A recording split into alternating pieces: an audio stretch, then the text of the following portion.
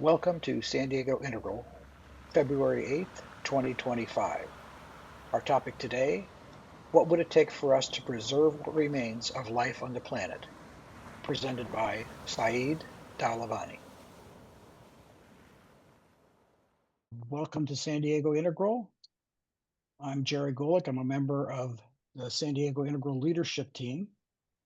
And our guest speaker today is Saeed Dalavani, and he has an exceptionally timely and important presentation titled, What Would It Take for Us to Preserve What Remains of Life on the Planet?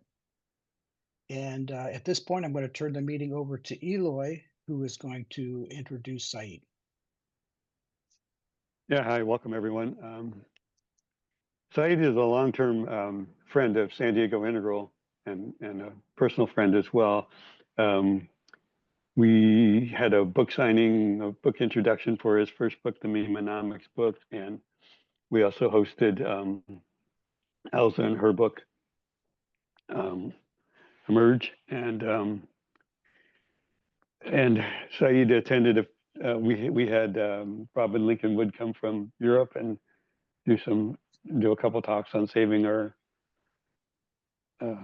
planet. So kind of related, but a little different approach. So Saeed has been in the spiral dynamics world for a long time. He's probably the leading practitioner. Worked with Don Beck quite a bit, and both he and Elsa. He's the author of Memenomics, which has been translated into 20 languages, over 20 languages. And his Light of Ishtar is a beautiful tribute to the love of his life with Elsa. And he's just he's a wise person. He's a wisdom elder, and brings, so for us mostly integral people, this would be a little bit different seeing this from the spiral dynamics viewpoint, but I think we'll blend together really well, and Saeed knows both spiral dynamics and integral theory as well. So welcome, Saeed. Thank you, Eloy, for that nice introduction, and thank you, Jerry and Tom and everyone else at the San Diego Integral community for putting this whole thing together. I want to start by making a few disclaimers about the nature of my work, and the first one really has to do with this presentation itself.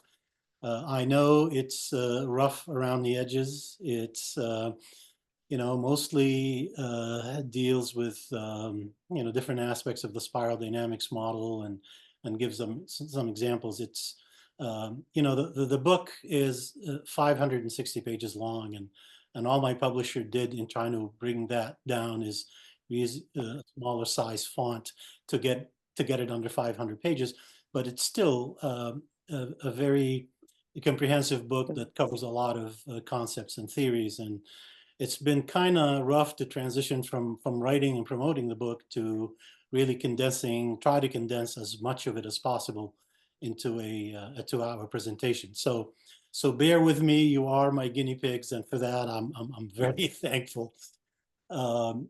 Second disclaimer really has to do with my work with spiral dynamics. And I've been around this work for over 2 decades. So my work, and then observing Don Beck using the framework, and my late wife Elsa using it. And it is this, when we use spiral dynamics when we introduce it to a specific area of interest or an existing ideology, we're really not creating a new theory in that field. All we're doing is putting whatever the content that exists in that field of specialty, all we're doing is putting it on the spiral to give it that evolutionary content look, so everybody can relate to it better.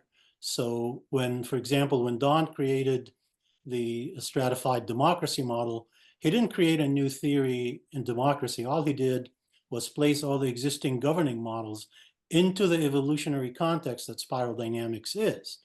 And similarly, when I use the model for my treatment of economics, I didn't really create a new theory in economics. I just took the existing theories and practices in the field of economics and placed them in the evolutionary context that spiral dynamics is. And so that's what I'm trying to do here. By no means am I an expert in climate change or, whatever I have to say here about AI or the digital knowledge economy. All I've done is do research and read books about these subjects for the sole purpose of trying to understand where they fit on the spiral and offer that to you as a possible explanation of what needs to do. But more importantly, especially when it comes to climate change, I'm trying to offer possible insights on where the barriers that we face exist and how we go about resolving them, okay? And the final disclaimer that relates directly to this slide here. I posted this slide on social media a couple of months ago, and I think in a couple of the pieces that I wrote. And I got a couple of emails from people who know both integral and spiral dynamics, and they said, we can't wait to read about how you're going to evolve integral theory. And that's not what I'm doing here. I don't even know where to start to evolve Wilber's work. To me, he remains the genius of our times, and this is not what I'm doing here. All I'm doing here is taking the best practices that Integral added to making spiral dynamics better. I'm taking it back really to some lesser known areas of practice with Don Beck. So primarily his use with a few of us in addressing large scale change, and really also taking it back to Graves's lesser known work and really bringing it all together, the genius of all these three people, bringing it forward by augmenting it with the research and the different books that I read over the last 3.5 years to bring it forward. So the models can still be usable as we enter this new era of reality called the Anthropocene. The last comment I want to make about this slide is, as genius as Graves, Beck, and Wilber were, their models were created at a time where climate change wasn't an issue. So the use of the models defaulted to them being used for human-built systems. Okay, the awareness of climate change simply wasn't there. That epoch, called the Holocene epoch, the paradise on Earth that we have experienced, is over. We have entered, according to many scientists who know their stuff, we have entered a new epoch, the Anthropocene. Basically, what the Anthropocene says is the chance of all life on the planet, the chance of all life on the planet to survive lies squarely in our hands on what we do. So that is a tremendous responsibility that I felt that I need to at least have a shot at trying to explain it through what I know, through the framework that I know, and try to evolve it into the era of the Anthropocene. Okay. Now the next slide, Eloy. So when Don Beck and I started talking about this in 2015 or so, we started a casual conversation on why the brightest mind in the world haven't been able to address the different challenges that we're going through. And so the conversation went from, are models not sufficient enough, or is there something else that is higher than human intelligence that we haven't explored? And so Don and I started this discussion about, so how do we go forward from here? And Don's, in his own genius of seeing the simplicity beyond the complexity, basically said, Saeed, you're just not looking, you're not zooming out far enough. You need to be standing on Jupiter and look at this. And I kept looking into what he meant with that. And I kept doing research and looking, reading books about the existential challenges we face, whether it's climate change or any other issues. And what emerged as a common theme is all these people that have been talking about climate change, almost at the end of every statement they make or every theory they introduce, they always default to saying Mother Nature is far more resilient than her intelligence is far more resilient than ours, that we should defer to her intelligence as a way for us to survive the coming change. And to me, that was a huge insight in the sense that there really is a higher form of intelligence that transcends human intelligence, and that is natural intelligence. So, I introduced that idea to Don. He said, absolutely, that's brilliant. So in order to make our models accessible to the general public, so, it'll gain a lot more acceptance. What I've done is I've gone through the model and renamed the stages in language that is not cultish like the ones we do. We're not talking about states, stages, colors, and things of that nature. I was looking for language that everybody, the average person on the street would understand. And the common, since this is a human development model, the common thing that came to me is, of course, the terminology of sapiens.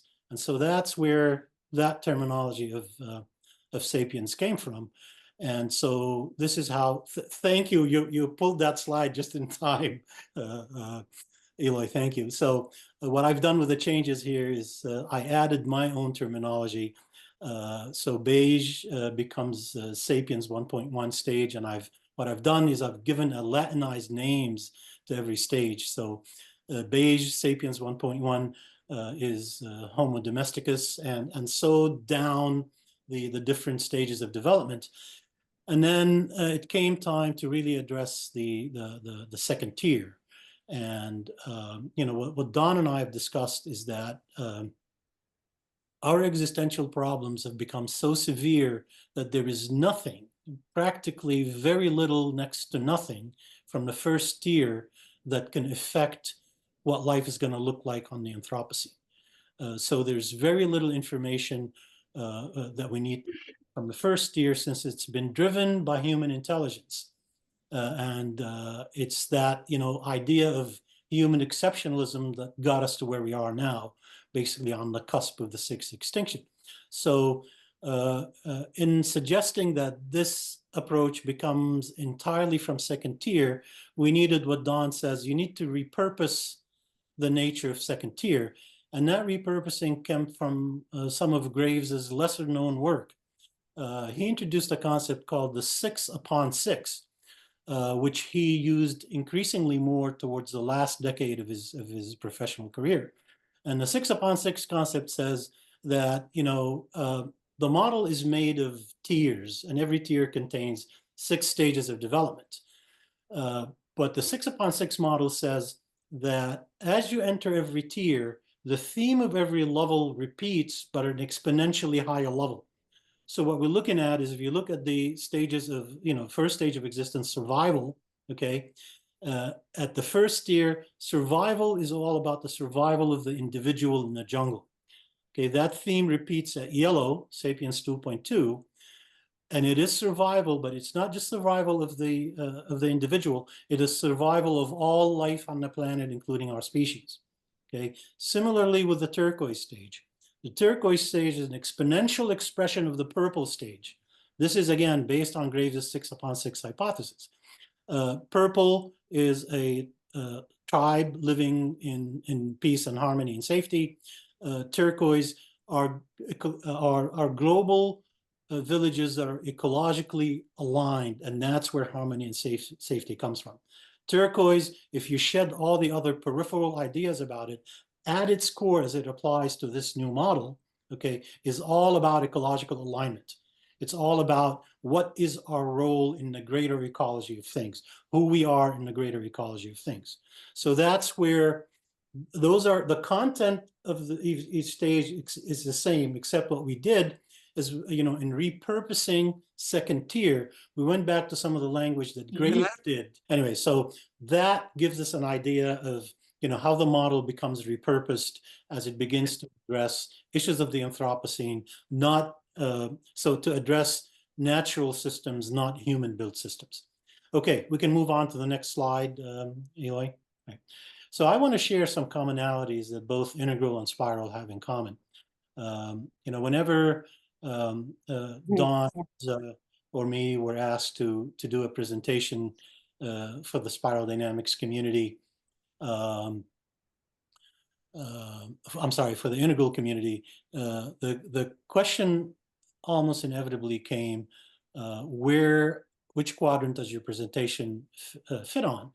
And, at one point, Don got very frustrated and he said, look, I'm going to email Ken to tell him that, our model is whole on its own. It fits on all 4 quadrants. And, Elza, God rest her soul, being the peacemaker between Don and Ken, she said, Don, you don't have to have that fight with Ken.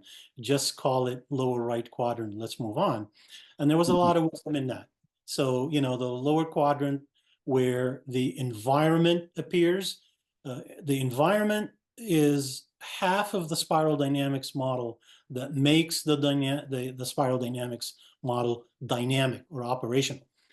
In the Gravesian model, it is, another reference to it is the problem of existence. The problem of existence always comes from the environment. There are the catalysts that trigger the higher intelligence in us, according to Graves's research, okay? In the spiral dynamics model, the environment becomes life conditions. Life conditions are the same as the existential problems. Okay, so now, if you look at the model on the right, Graves used the double helix model quite a bit. There was a lot of attraction to how the DNA double helix model works. And if you remember that model, the 2 helixes, the 2 strands of the double helix look to match the protein molecules on the 2 strands. You match A to the T and G to the C. And so and it is the sequence in which these matches appear that determine the health of an organism. I know I'm oversimplifying a huge scientific field here, but I really needed to make it as simple as possible in just a few words. Well, similarly, what Graves had done is he used the double helix model and he assigned the first half of the alphabet to the more important strand in that double helix, and that is the problems of existence, the life conditions, okay? They emerge way before the intelligence in our minds emerges to solve those problems, okay? And then the second half of the alphabet, he assigned it to the other part of the helix, and that is the complex adaptive intelligence, what Graves called the neurological equipment within us. So it's really important to understand this because most of the argument in the book is based on this.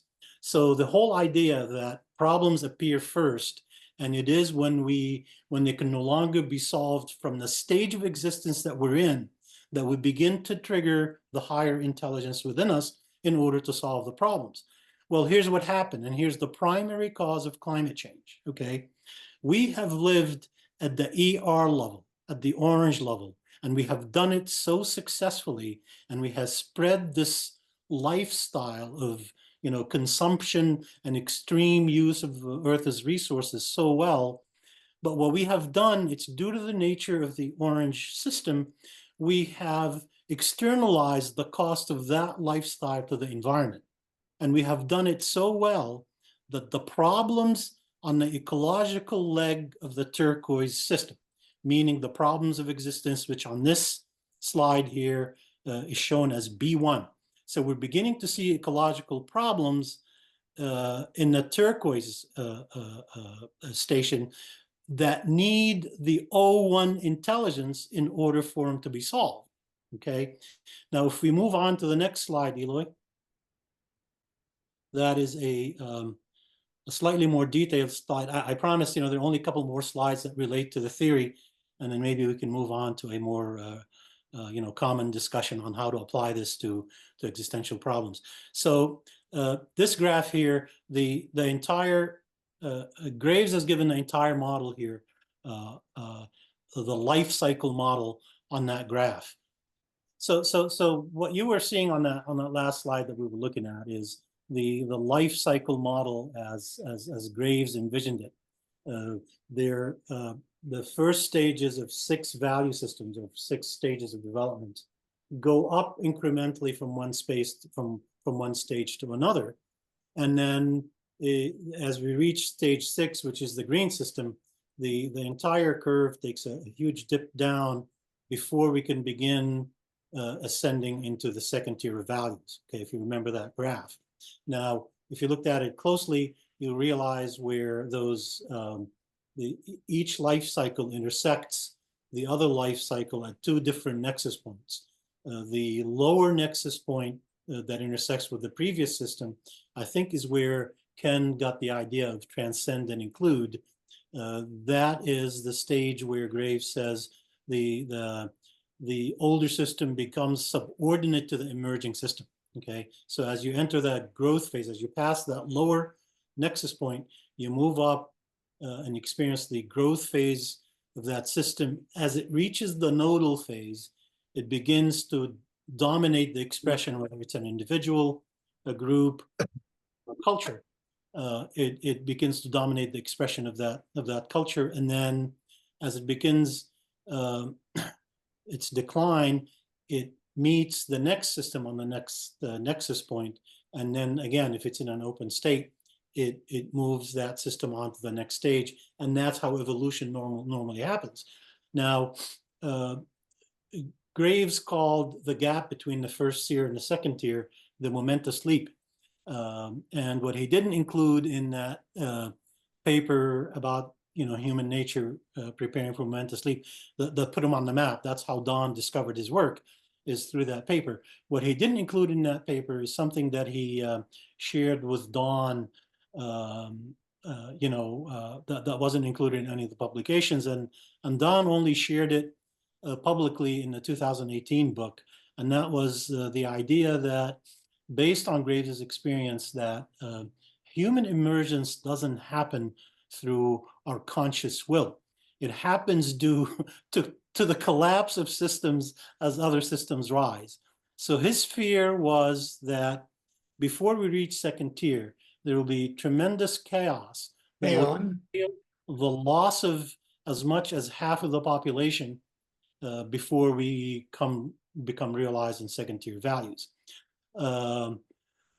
The whole idea that this could be something tragic that people didn't want to see is now being confirmed by the latest scientific research. Since Graves made these predictions in the 70s, the world population has doubled. And if you read the most recent scientific research that says if we don't do something about climate change, as much as 2/3 to 75% of the world's population will be wiped out before Mother Nature reaches that stage of homeostasis. Okay, so I renamed that middle stage, instead of the momentous leap, I renamed it the dark night, the phase of the darkness before the dawn phase. And I spent an entire chapter addressing how to deal with the collective trauma that we have to address. Whether it's the collective shadow issues that Jung wrote about, collective grief, taking the grief model to the collective level, the hero's journey really at the collective level, and so on. And so that becomes that. Now on the other side, if you remember the graph, the whole point of putting that graph up was to show on the vertical axis where our problem, the first half of the spiral dynamics model, the problems of existence have gotten so complex that they moved all the way to the B1 station in that turquoise stage. So the B1 represents the problems of existence in the turquoise station, which needs the O1 intelligence to be activated in us and beginning to build institutions that are based on the O1, B1 turquoise intelligence in order for us to resolve our problems. The leading edge of intelligence now, and I'm not talking about you and me and everybody in the audience. It's very likely that everybody here is already at second tier. What I'm talking about is the intelligence that rules over our institutions, our global economy, and our global governance. That is somewhere between orange and green, fighting among each other, not aware of higher stages of existence. So this is the challenge that we face, the gap and the chasm, I call them. and they're just a huge valley for us to overcome if we're going to even attempt to try to begin to work on issues of climate change. Right? My prediction is that it's not going to be a momentous leap into second tier. It's going to be a very painful crawl into second tier if we're lucky enough to make it to that stage. So the second slide after that shows the changes that happens. Don, in his colloquial Texas wisdom, has always said, when you ask the question about change, you always ask from change from what to what, and then you work on the to what. You spend 80% of your time and your resources building the to what, as to make the from what dissolve on its own. In a sense, what he was doing, he was reframing what Buckminster Fuller said about if you're looking to get rid of an ideology, if you build a better model that makes the old. So as I was saying, this was Graves's original model, and the last part of what we were talking about is I wanted to show where on the vertical axis. So the slide before that basically was showing how far we have moved along the existential problems axis that requires turquoise intelligence to be triggered, and the primary intelligence in us is still somewhere between orange and green. And so that pretty much describes why we have such an uphill battle to climb. Now, the next slide that we started talking about is, how do you move the model from where it is now, nested in human exceptionalism? And you can tell from that crude graph there that the entire model, the way Graves conceived it, was nested in human intelligence. So there was really not much difference in the movement from the first tier to the second tier. Neurobiology stayed as neurobiology on the second tier. Psychology was psychology of the second tier. And then sociology was sociology of the second tier. You move the model and nest it in Gaian intelligence or natural intelligence. And, the human exceptionalism, if you will, intelligence becomes limited to the first tier. The reason for that is, we've already experienced everything there is to experience in the first tier, and really the only thing that's going to save us is second tier intelligence. And you can see there the change. It's no longer the momentous leap. It is the collective shadow that we must experience before the new dawn. So on the other side, neurology becomes the neurosphere, biology becomes the biosphere, psychology becomes ecopsychology, and sociology becomes ecosociology. And the next slide, Eloy, please. Slide here. This is from Don's work on fractal representations of every value system. So every stage of development basically has these smaller general, Don called them value system attractors.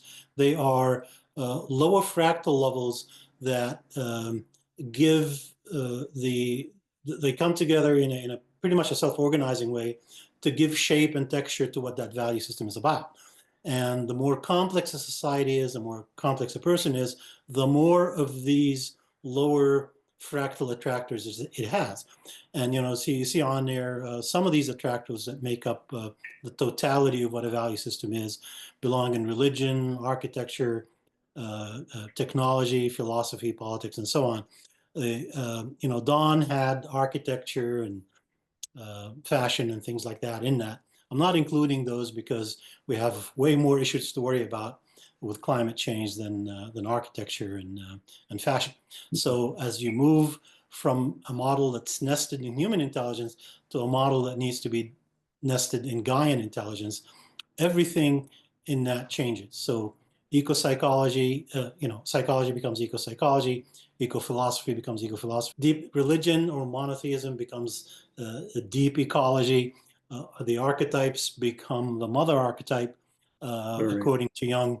The only archetype that contains all archetypes is the mother archetype. And I Yeah. discuss in detail, what that means and how to move forward with it. The next slide, Eloy. So yeah, the next slide here, when I look to preserve as much of the model as I can possibly can, and use it, try to apply it to the Anthropocene, what came to me is the idea that I want to preserve as much as possible of Graves's old work. Yeah, there you go. There you Beautiful. go. Yeah. And That's so good. I started looking in the literature to see where Graves might have talked about the evolution of science on the spiral. And there was very little data. There's nothing that Don wrote that deals with the evolution of science.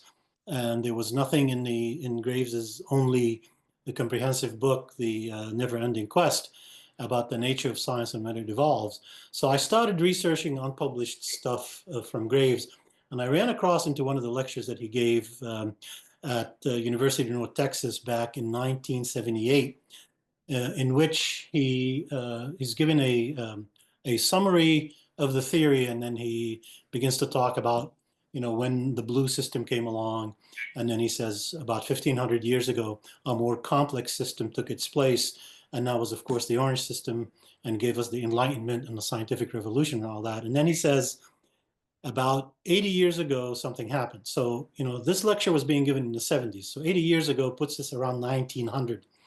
And then he says, and then 35 years after that, something new came along with higher complexity. And so he began to describe these. And then towards the end of the lecture, one of the students in the audience asked, what happened 80 years ago? And Claire's explanation for that was, up to the year 1900, everything in science was explainable through Newtonian physics. No other form of science existed in that time.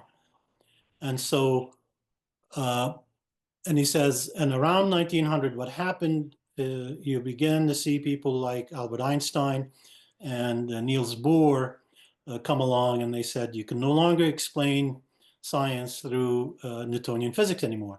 You have to use the theory of relativity and quantum physics, basically, or quantum theory.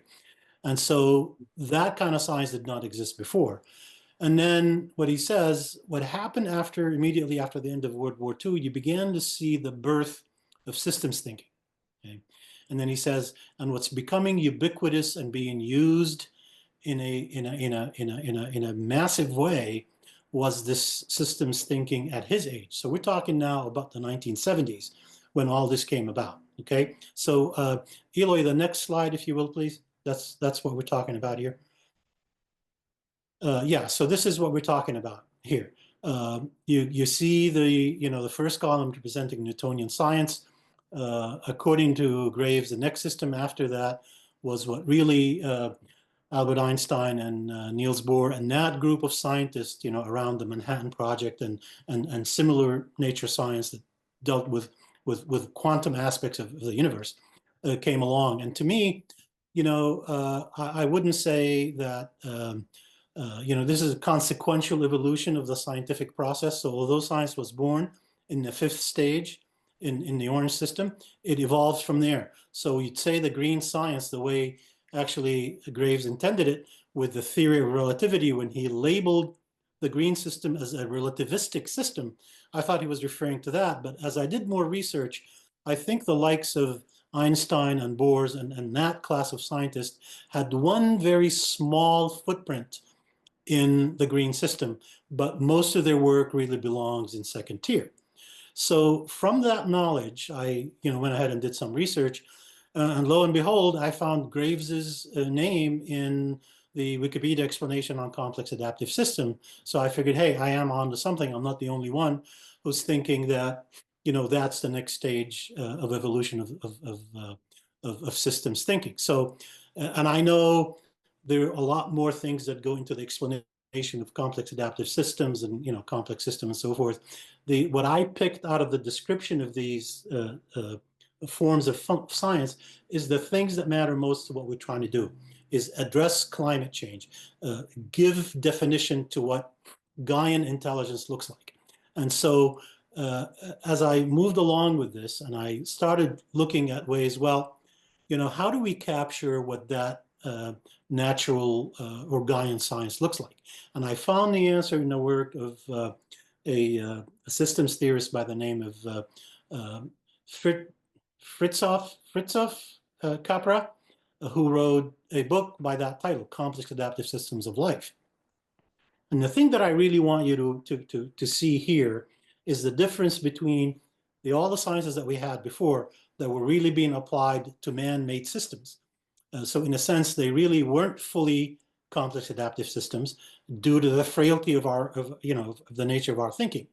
The difference between the last column and the rest of it is the idea of feedback loops. Feedback loops are very important in addressing climate change. And I don't want you to confuse feedback loops the way they're used here with feedback loops the way Jay Forster at MIT envisioned them when he created his theory of complexity. Different implications. The easiest way to look at feedback loops here is to remember Isaac Newton's, I don't know, his second law of thermodynamics or third law, where for every action, there's an opposite and equal reaction. That's the simplest way to understand it. In our dualistic ontology, if you will, in our frailty to the nature of how we've behaved in the first tier, we have taken the best practices from from the action, and we completely given the reaction from that feedback loop. We have externalized it and thrown it to the environment. The difference between the two these columns is the last column accounts for every single feedback loop in order for us to begin to address issues properly. So, when you think that you're creating a model, look at what Mother Nature is telling you, for this action that you're going to take, have you considered the opposite and equal reaction? Have you considered the negative side of what you're doing? And if you don't, you should, because a lot of the ideas that developed in the era of human intelligence sort of disappear by the wayside if you put them through the different protocols of what determines complex adaptive intelligence of life. Okay, next slide, Eloy, please. All right, so when Graves said, there was an explosion of systems thinking in the 1970s, I started asking myself that there must have been some kind of a major global event that made that happen. And so I began to do research in this, and I really found the answer in a book by Neil deGrasse Tyson, the Starry Messenger. And in it, he describes what happened after we went to the moon, okay? So once we went to the moon, he says, we looked back on Earth and we saw it for the blue marble that it is from outer space. Again, Don's recommendation to zoom out and look at this from Jupiter. Okay, and that when we saw Earth from outer space, we didn't see the lines between countries that tell us who our allies or our enemies is. All we saw is the beauty of that planet, the blue ocean, the green forests, and the beautiful white clouds that made it look like nothing else that existed in the cosmos. And he goes, that perspective changes you. And then he uses one thing that I am sure Graves would have used himself in his terminology if things such as firmware, hardware, and software were commonly used terms along his time. So what he says, that after we became aware of that higher level of consciousness, it was as if we've gotten a firmware upgrade in our thinking. And this is really what second tier is all about. Graves says there is an exponential increase in our neurology that enable us to start thinking in terms of how to take care of the planet, in terms of how, hello, Daryl, in terms of how we should begin to approach systems thinking.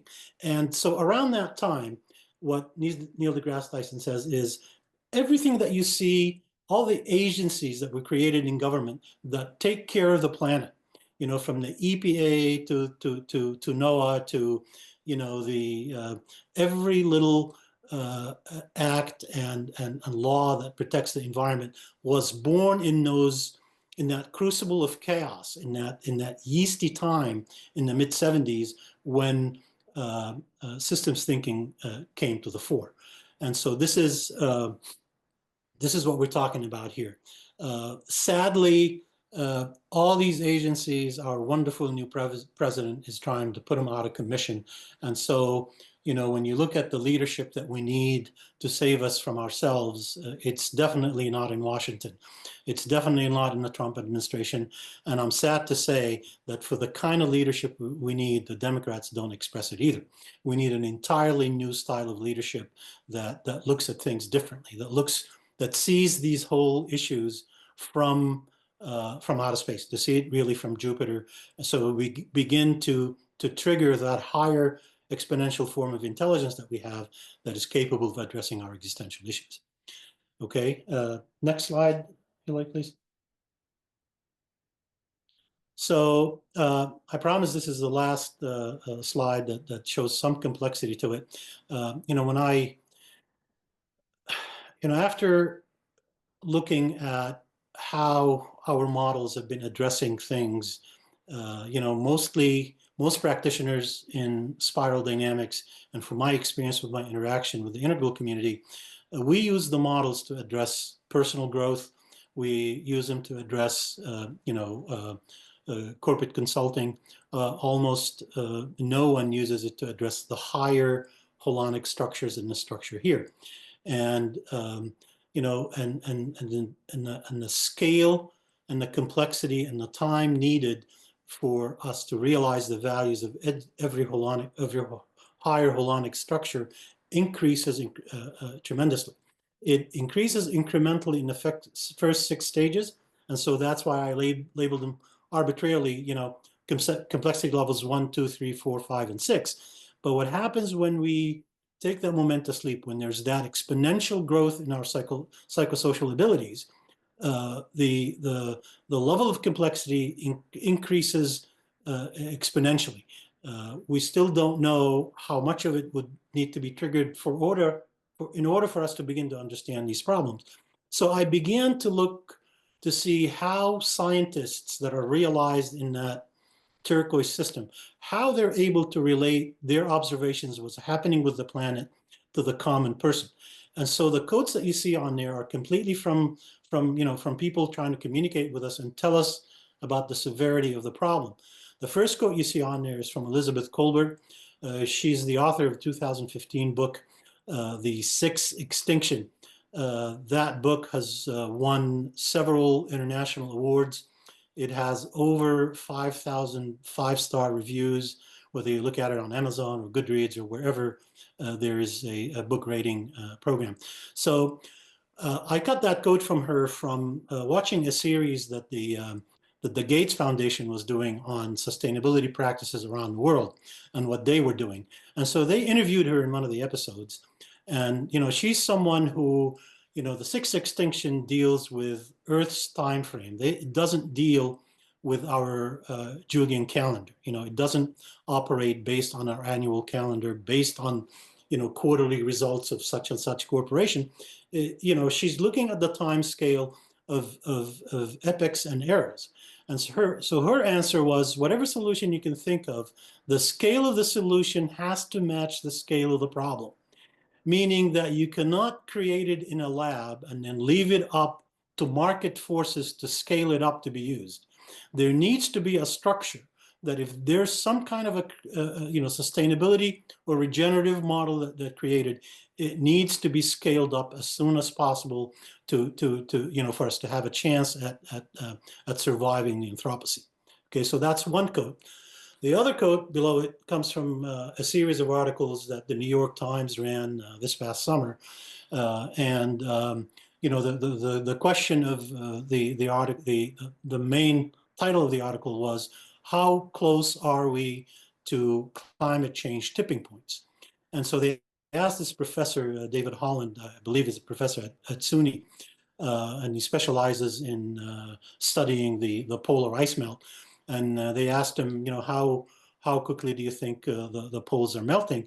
And he said, well, 5 years ago, we thought the rate of melt was happening at twice what it was happening before. But those assumptions were rendered completely obsolete because 2 years later, the scientists have discovered that ice melt was happening at 4 times the rate that they had predicted just 2 years ago. Again, shows you the nature of orange science. You cannot just take a slice in time, wait for it to for it to be vetted, to be peer reviewed and everything else. Climate change is chaotic. It moves at the speed of light, and it's exponential. Okay, so his answer was to understand how the continental ice moves. We are at day 0. I want you to think about that for a minute. We are at day 0 in a lot of the 8 or 9 different planetary systems that have been identified so far. The turquoise science isn't there. If we're not at day 0, at best we are at day 1 or 2, meaning that very little of it has been vetted. Okay. Now the last quote on the right there comes from Johan Rockström. He's the executive director of the Potsdam Institute for Climate Impact Research. I got that from just a recent TED talk that he made, and sadly there were only a few hundred views of it. When you listen to someone else who's trying to address other issues, there are 1 million views. There needs to be 1 million views of this, and to reverse how we come into the awareness of the issue. He says linear change is no longer an option. The only option is exponential change. The only currency that matters is speed and scale. We must govern the entire planet and we must do so quickly. Okay. His ideas on exponential change are very compatible to how natural systems work.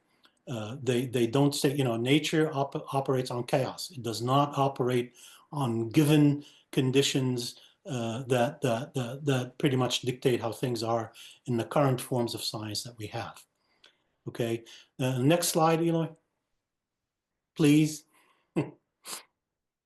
All right, so again, this is all, I'm trying to find ways in how these scientists in the turquoise system are attempting to bring awareness to us in the work that they're doing. And I'm sure some of you have seen these graphics here. The one in the top left and the top right come to us from the Anthropocene Review from 2004, from a study done by a fellow by the name of Will Steffens. Unfortunately, Will passed away a few years ago, but he had a group of scientists with him at the International Geological and Biosphere program, and they've done some of the most extensive research that has been done up to that time about the nature of the issues that we face. And what you see in front of you is the graph to the right shows a direct correlation to how quickly we're degrading the ecology of our planet, how much of our resources we're using in relationship to how we're living our modern life. Okay, so if you look closely at the tables to the left, you can see at which point these things began to take on an exponential increase, like a hockey stick. It all happened around the 1950s. Well, what happened around 1950s? We decided in our infinite wisdom to end war against each other and begin to do things through commerce. We develop a global economy driven by peace. So Phyllis, if you're still in the audience, I'm borrowing one of your terms, but I'm using it.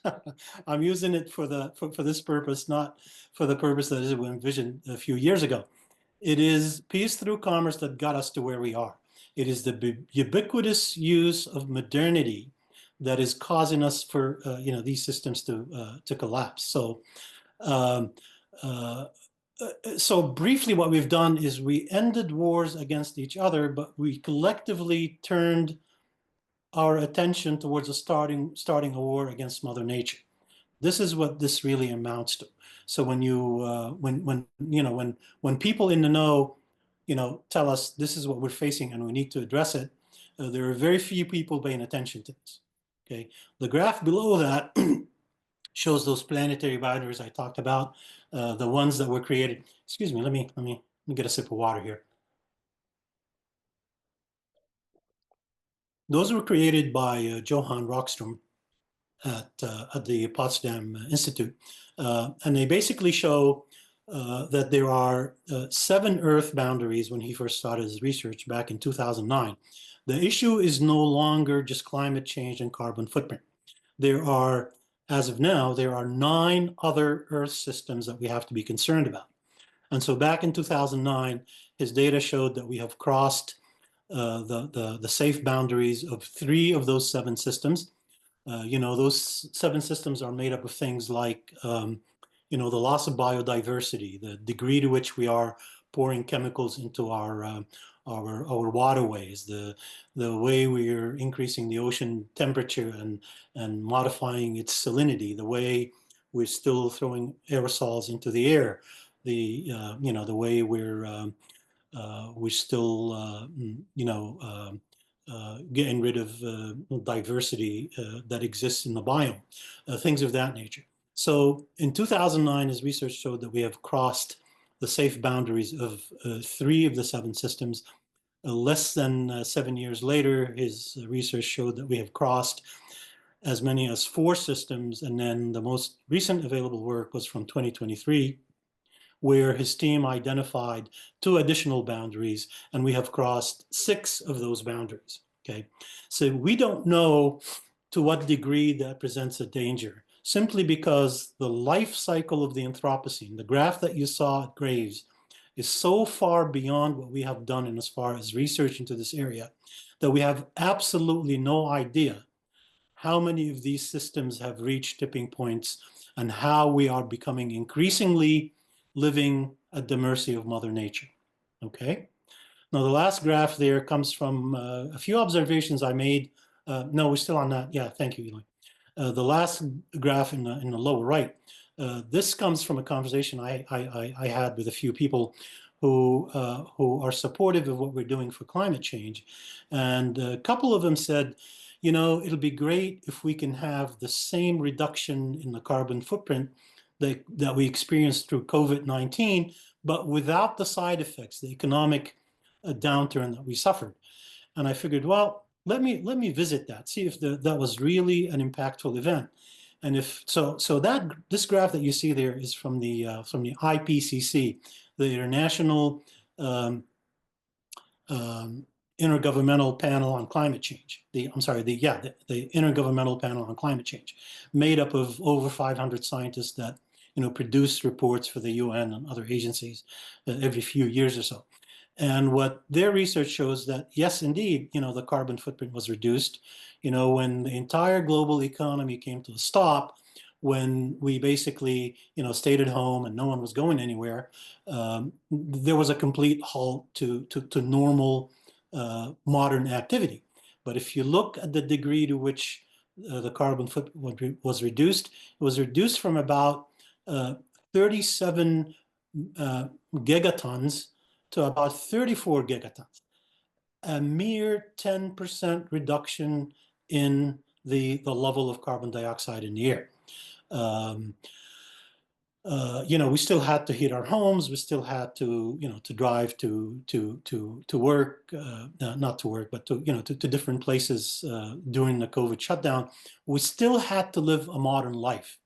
You know, one of the scientists that I go often in my in the book is a guy by the name William Canton, who says that any human being born into the modern life today, by default, whether they live a minimal life or they live an extravagant life, they are consuming as much as 200 times more of Earth's resources than their predecessors did 200 years ago.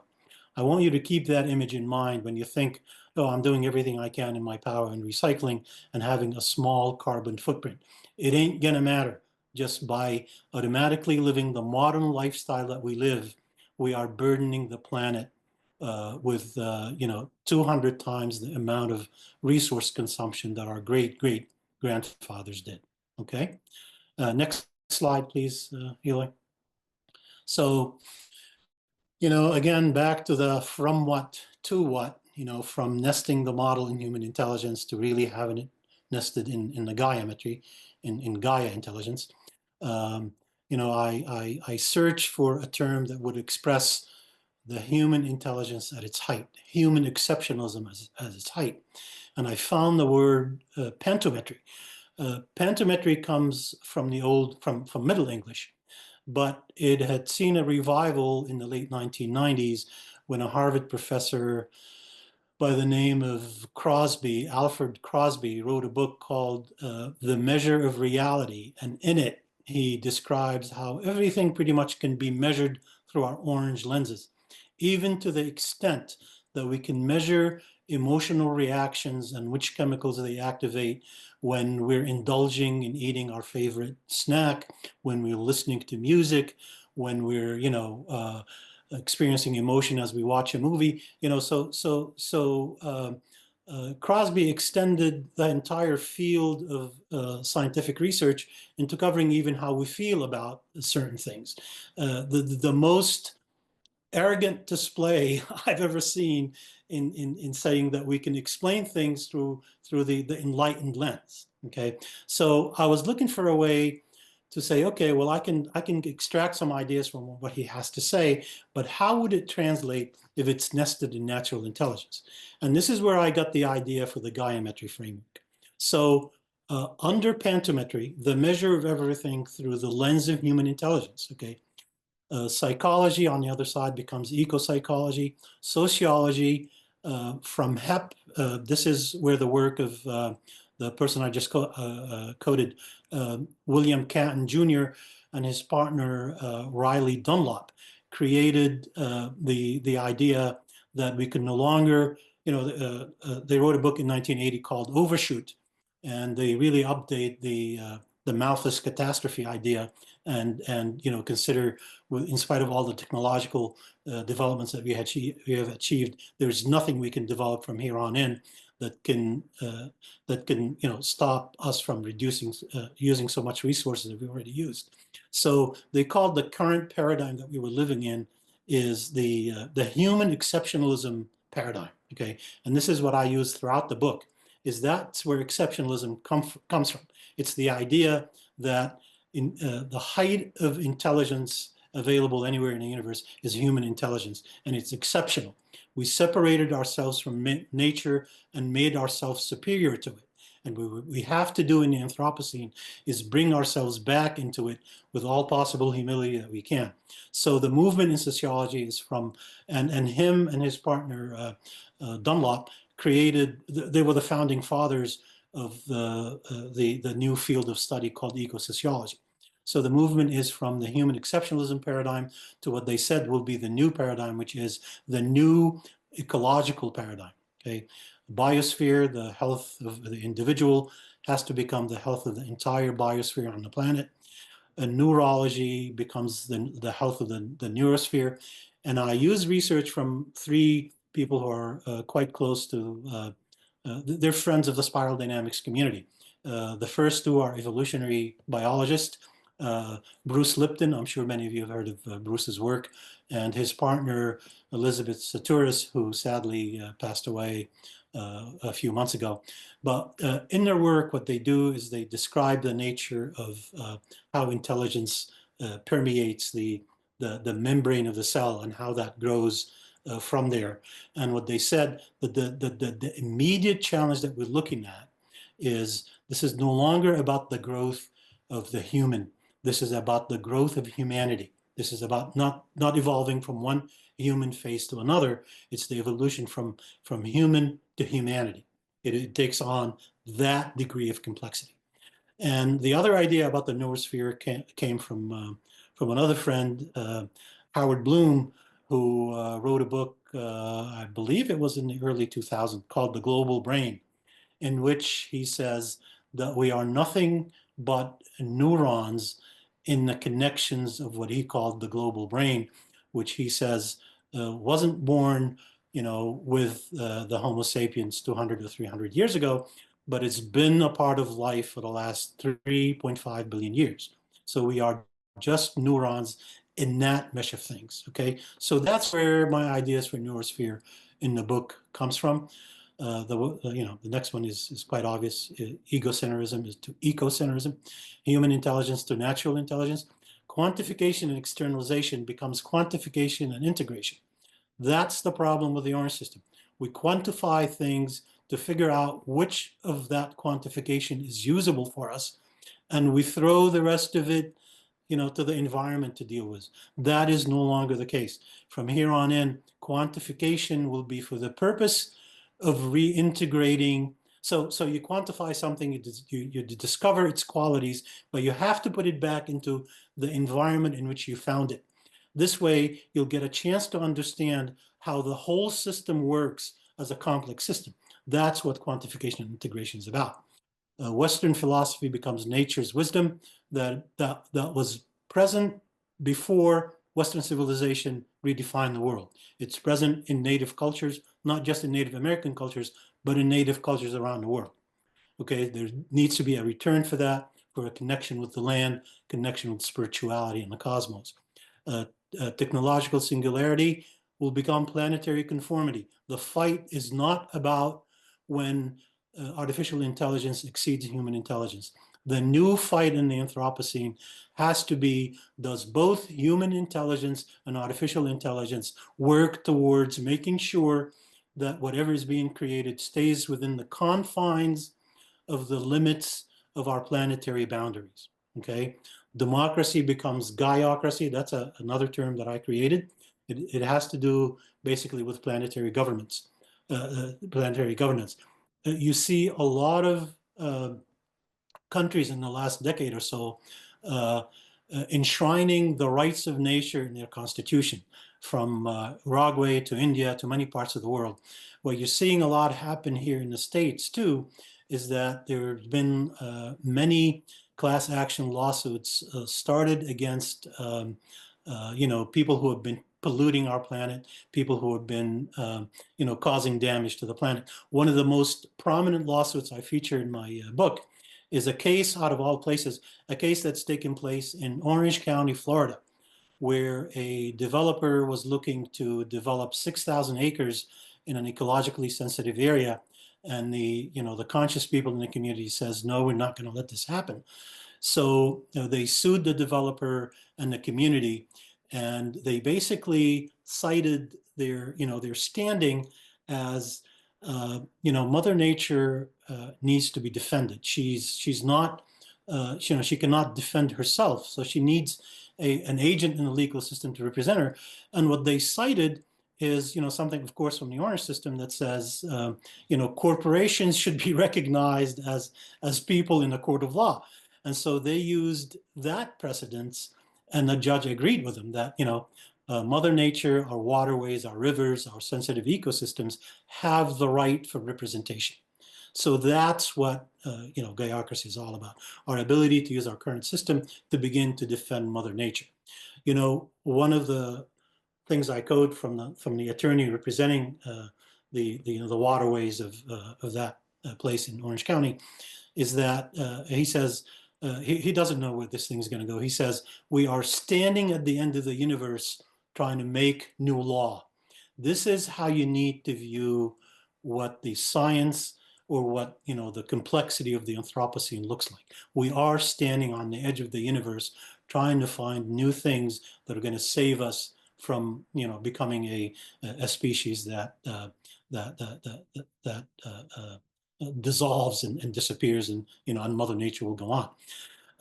The patriarchal archetype, I want to mix that in with the monotheism. Monotheism becomes deep ecology. If there's a single bigger problem that shifted the balance of nature away from Mother Nature, it is the rise of the Abrahamic religions. The day we made Adam the first human being, we tipped the balance away from Mother Nature. There needs to be a return to that deep ecology, to that feminine that Mother Nature represents. Economic philosophy, grow or die.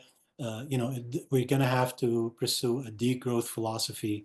In order for us to survive and restore, we have to pursue a degrowth policy, and to give our species and all other species a chance at survival.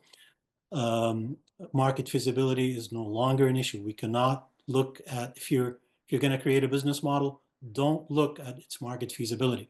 That's what big corporations should start looking at. You want to see if the model that you're going to create is going to affect the planetary habitability. And if you're a conscious person, what you want to see is if it removes carbon from the atmosphere, if it uses existing products that don't call on us to extract more resources from the earth. Global GDP becomes the Gaian economic protocols. You know, I talk about that in the next couple of slides, but I always like to end with a quote from Graves. So he says, basically that the orange system has made us believe that we live in a world of scarcity when we are actually living in a world of abundance. The nature of the orange mind has to create scarcity in order for it to create markets. Without creating scarcity and supply and demand, markets do not exist. So the shift is going to be from that to a regeneration in a world of scarcity. Mother Nature's resources are exponentially decreasing, and so we have to make do with whatever remains of those resources and regenerate them in a world of scarcity. Next slide, please. I think we're about 2/3 through. So, you know, we can't escape talking about the future without talking about AI. And, you know, I want to address AI first and how it could possibly contribute to augmenting our knowledge about climate change. As of now, it has zero contribution. Okay, and let me tell you the reason for that. The very nature of how AI works is that it mines existing data. It has to be trained on how to mine existing knowledge and data. Most of the money that is spent on launching AIs, 80% of the expenses go into training AI on how to mine existing knowledge. As we have seen, we're at day 0, or at most at day 1 in knowing what the anthropogenic sciences look like. That's what I'm calling it in this book, is anthropogenic sciences. So AI cannot mine the future. And even if it can mine the 1, 2, or 10% that we know, it will hallucinate the answer because the nature of anthropogenic sciences is exponential. By the time it's trained on one form of science with specific research, the dynamics have changed. Remember what that scientist from SUNY said, you know, 2 years and they thought they had a pattern with ice melt, proven completely to be off. It was exponentially worse than that just 2 years later. So that's the nature of how AI needs to be trained. And, you know, of course, we're nowhere near that. The other question is, of course, the existential threats that AI presents to us now. You know, we need to address the 800-pound gorilla in the room. And if you think that 800-pound gorilla wears orange makeup and has a partner who is a cyborg, you are right, okay? The current state of affairs in our political system makes it impossible for AI to be fair. Look at what Meta and Google have done to prevent a possible reaction from the current administration to put them on their enemy list. Mark Zuckerberg said we will no longer moderate conversations, meaning that, of course, you know, if you know how social media works on the spiral, you know, there's no moderation. It defaults to the green system. And who takes advantage of the green system most? Red. Okay, so it's going to default to the MAGA crowd dictating what's going to happen without anybody moderating. And when AI mines, it's going to mine that. So it's going to become exponentially less reliable. And by the time they figure out what the problem is, it might have given us answers that we never expected and might have acted on them. And so it represents quite a dangerous development. It needs to be regulated, and no one knows how to regulate it, not even the people that are creating it. Okay, so that's the dilemma we face. We need a government who understands the challenge of the Anthropocene and the challenges of, that AI presents to the world today in order for them to begin to build the structures to regulate the whole digital economy, including AI. Okay, the next slide, Eli, please. Okay, so back to that Gaia Metric Economic Protocols, the movement from GDP, gross domestic product, which is the largest, most commonly used measure of human productive output in monetary terms. The move we're moving to a Gaia Metric Economic Protocols, and we'll look at what those look like in a minute. But what I wanted to do is, evaluate the most advanced 4 models that we have, that we look at to see, are they really feasible? Is this what's going to save us in the Anthropocene? And I came up with this idea of Gaia's supply chain. We are no longer dealing with the normal supply chain. Gaia's supply chain basically looks at every aspect of every product that you see in your kitchen cupboard. It doesn't see it for what it is. It goes back all the way from where the raw material were extracted for it and measure the ecological impact beginning from there. It follows that all the way from the manufacturer to the supplier to the end user, and then from the end user, the end of life use from there, and its impact on the ecological footprint. Beyond the climate change and the carbon footprint lies the material footprint and the ecological footprint. And the most sensitive measure is the ecological footprint itself. So I looked at these 4 models, and the first one on the top left is the Sustainability Development Model from the United Nations that has really been in place for a couple of decades.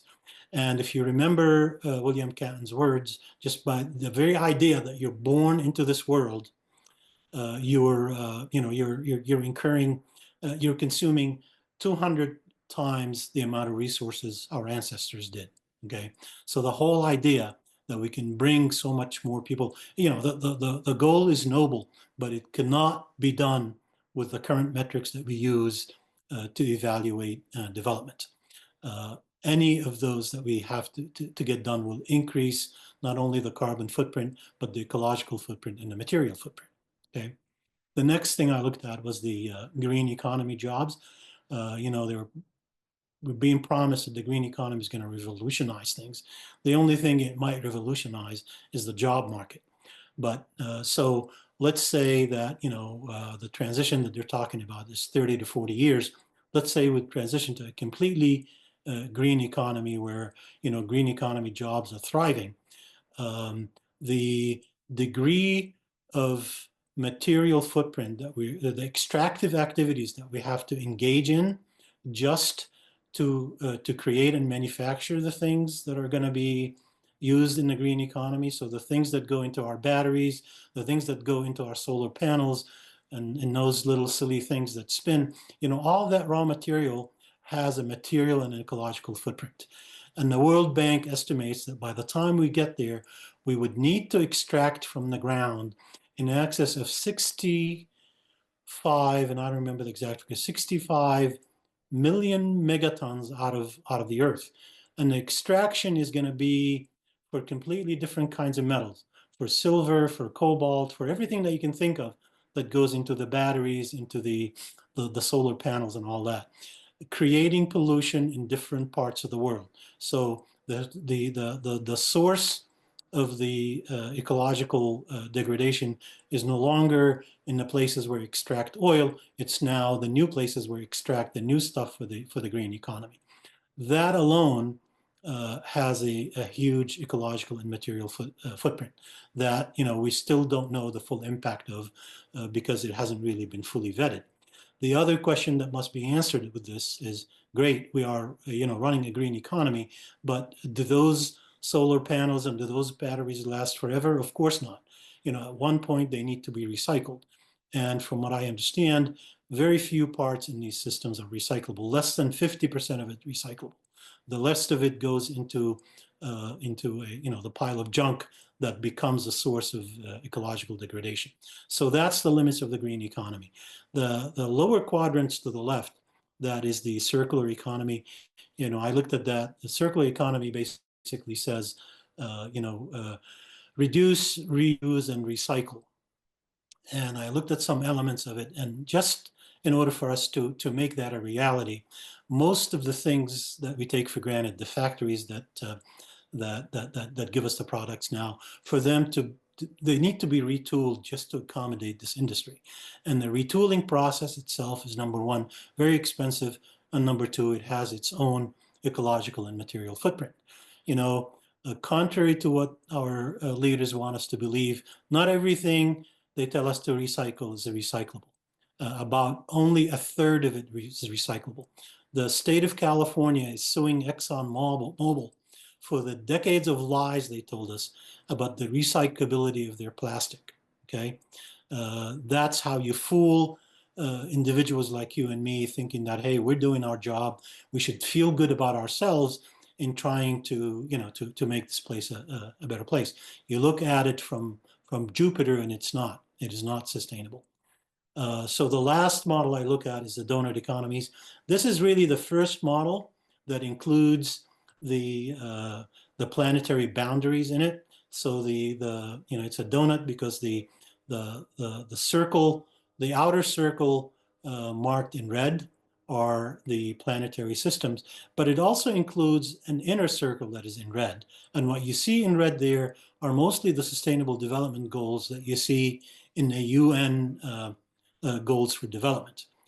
We fall so short on meeting the essential needs of people. And as I said, you really cannot bring modern development to every part of the world without accounting for its ecological footprint. So the person who created this model is a professor by the name of Kate Raworth out of Cambridge University. And I'm tempted to call this model the Raworth, what's her name? Rothen fallacy or paradox, simply because you cannot, with the existing technologies, you cannot do both. Anything that you develop in the inner circle is going to have an impact on the outer circle. So as of now, these models cannot really be pursued further based on the metrics that we know that determine the market. Okay, next slide, Eloy, please. We're coming close to the end here. So this is the criteria I created for if you want to assess a model and if it's going to fit into that Gaia-Metri economic protocols that I talked about. This is some of the stuff, some of the language in there is specific to our language, internal language of spiral dynamics and integral theory. I highlighted the more important ones in yellow, but they're really, most of them are important. So, ask yourself, is what you're creating putting GDP growth ahead of the limits of Earth's system's planetary boundaries?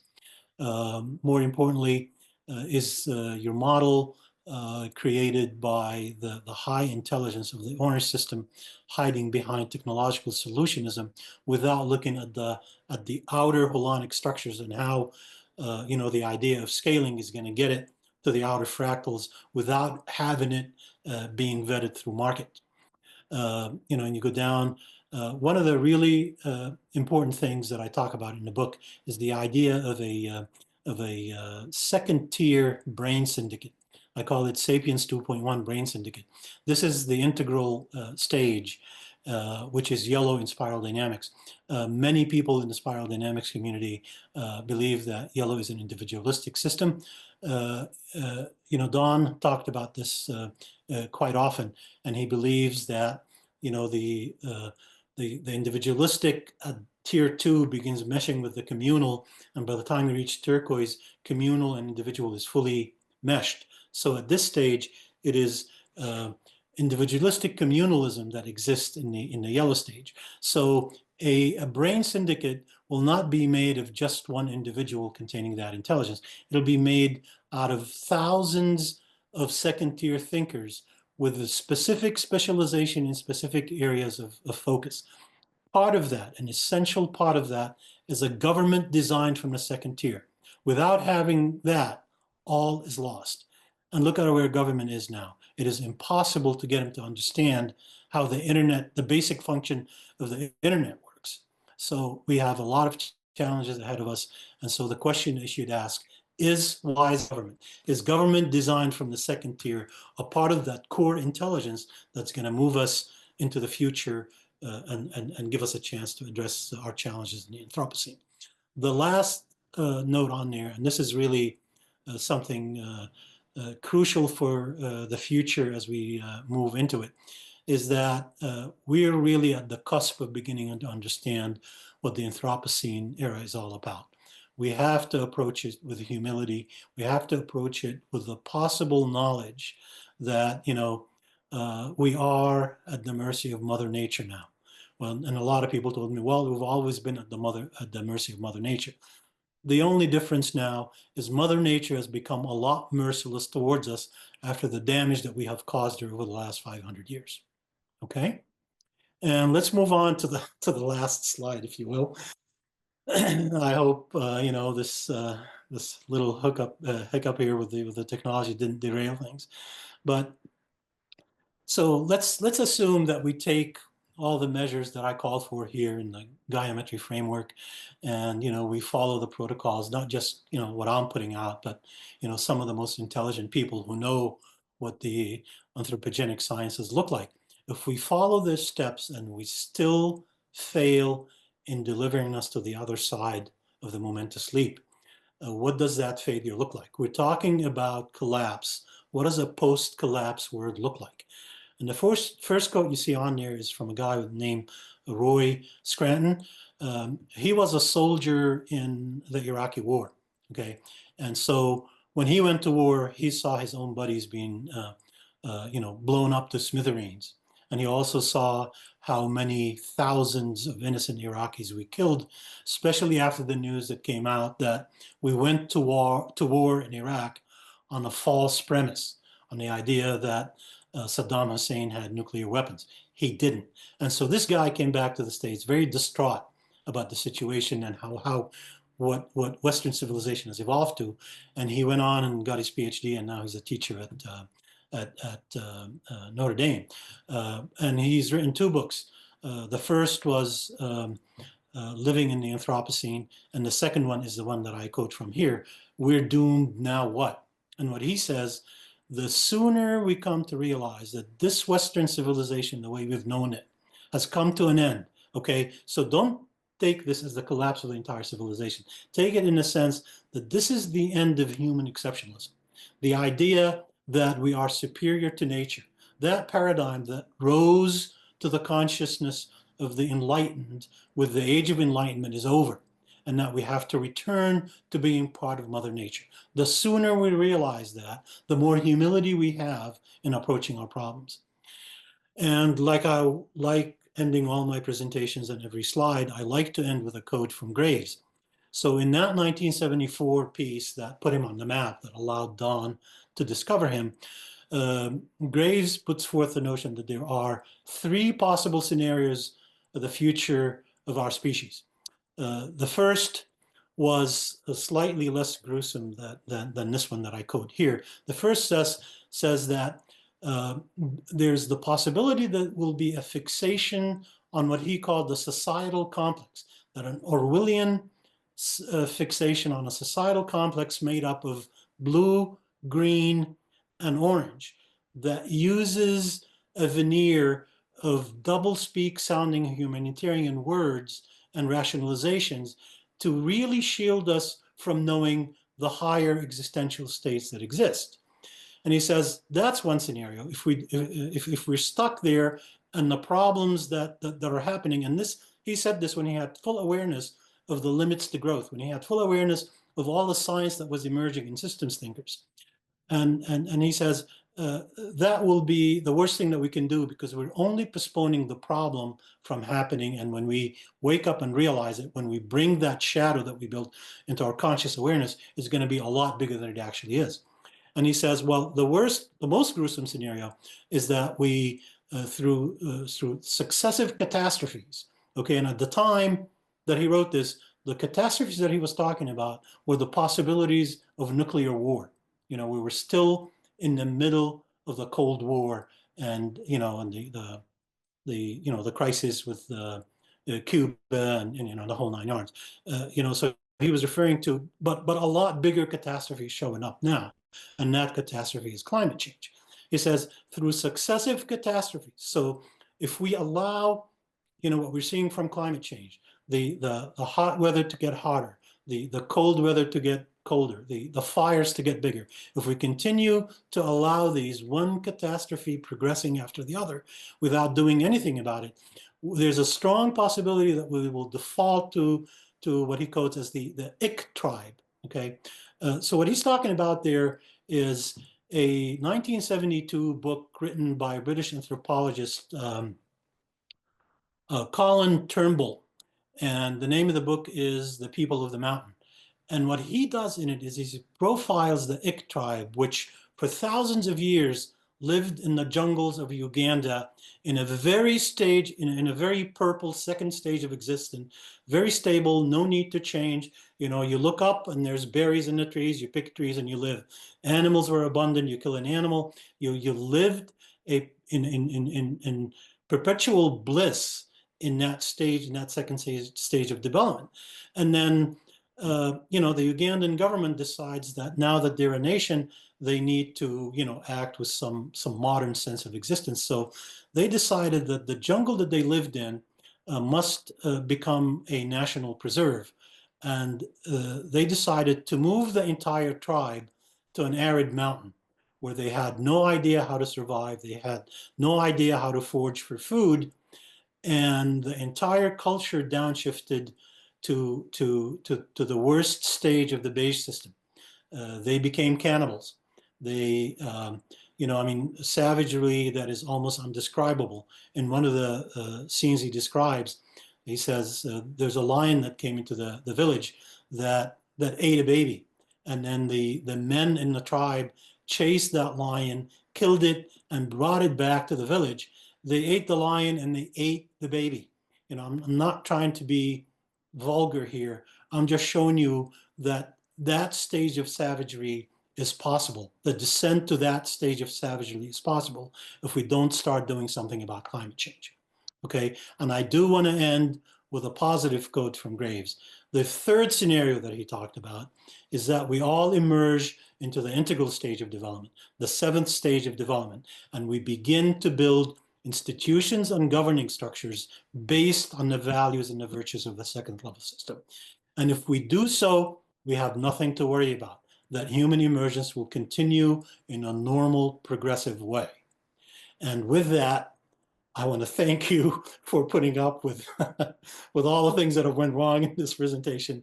And, I open it up for questions if there are any, if we still have time. Actually, it's before 6 o'clock. So, with all the disruptions we had, we're still doing okay on time.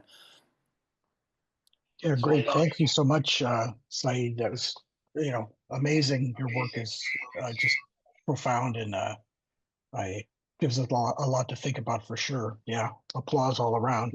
Let's see some hearts here. Thank you. Hit those reaction buttons.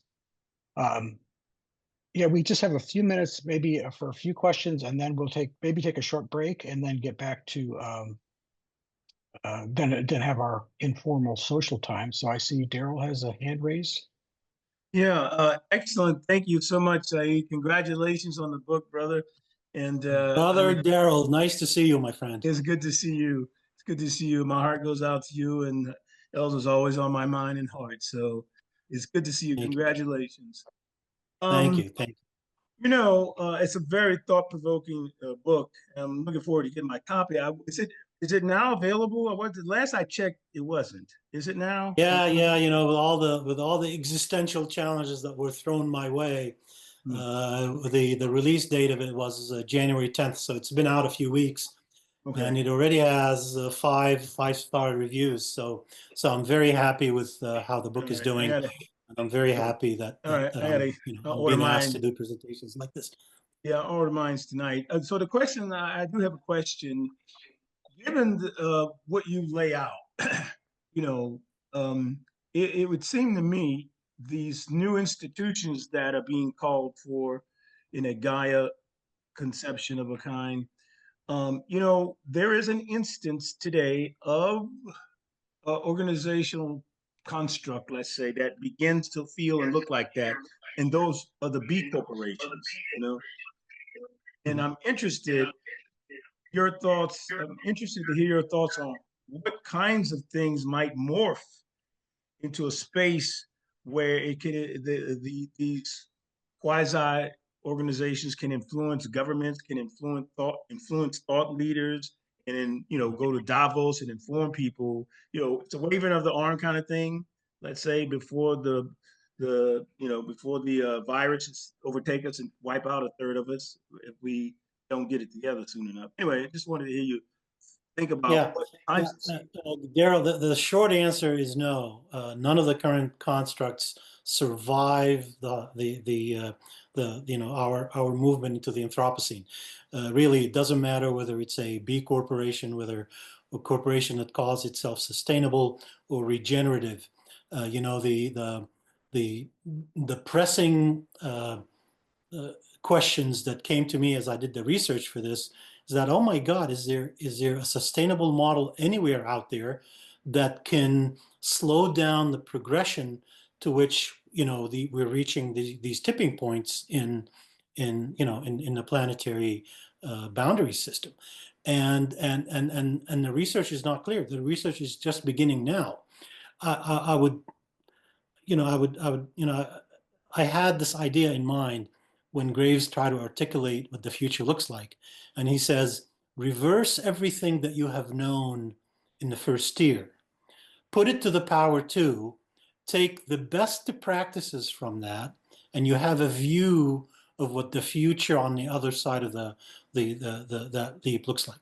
So I don't know how many models will survive that momentous leap now that it's becoming, really the new darkness before the dawn, instead of just it being a momentous leap. The challenges have multiplied exponentially since climate change started becoming an issue.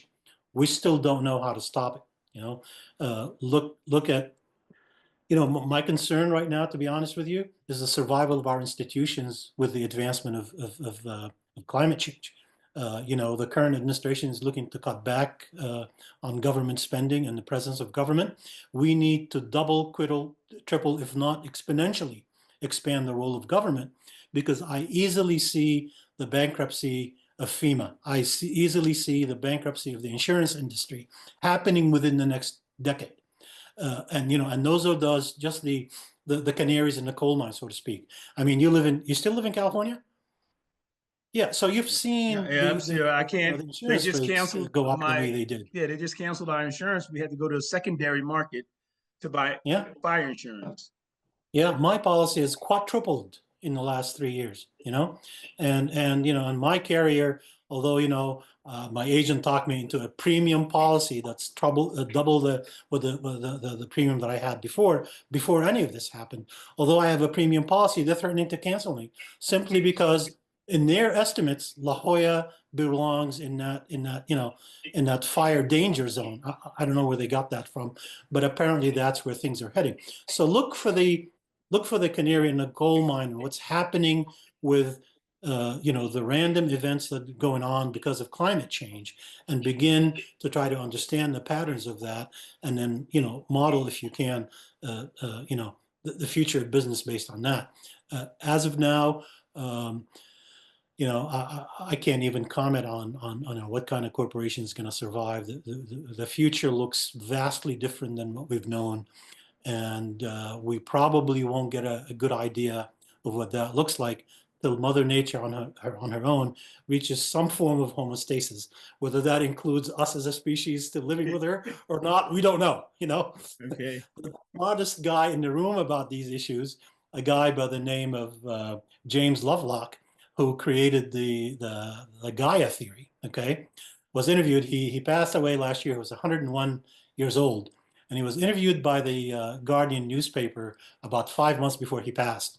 And he, in one of his books called Gaia's Revenge, he put out the idea that, Mother Nature is this old gray lady in the epical life of planet Earth.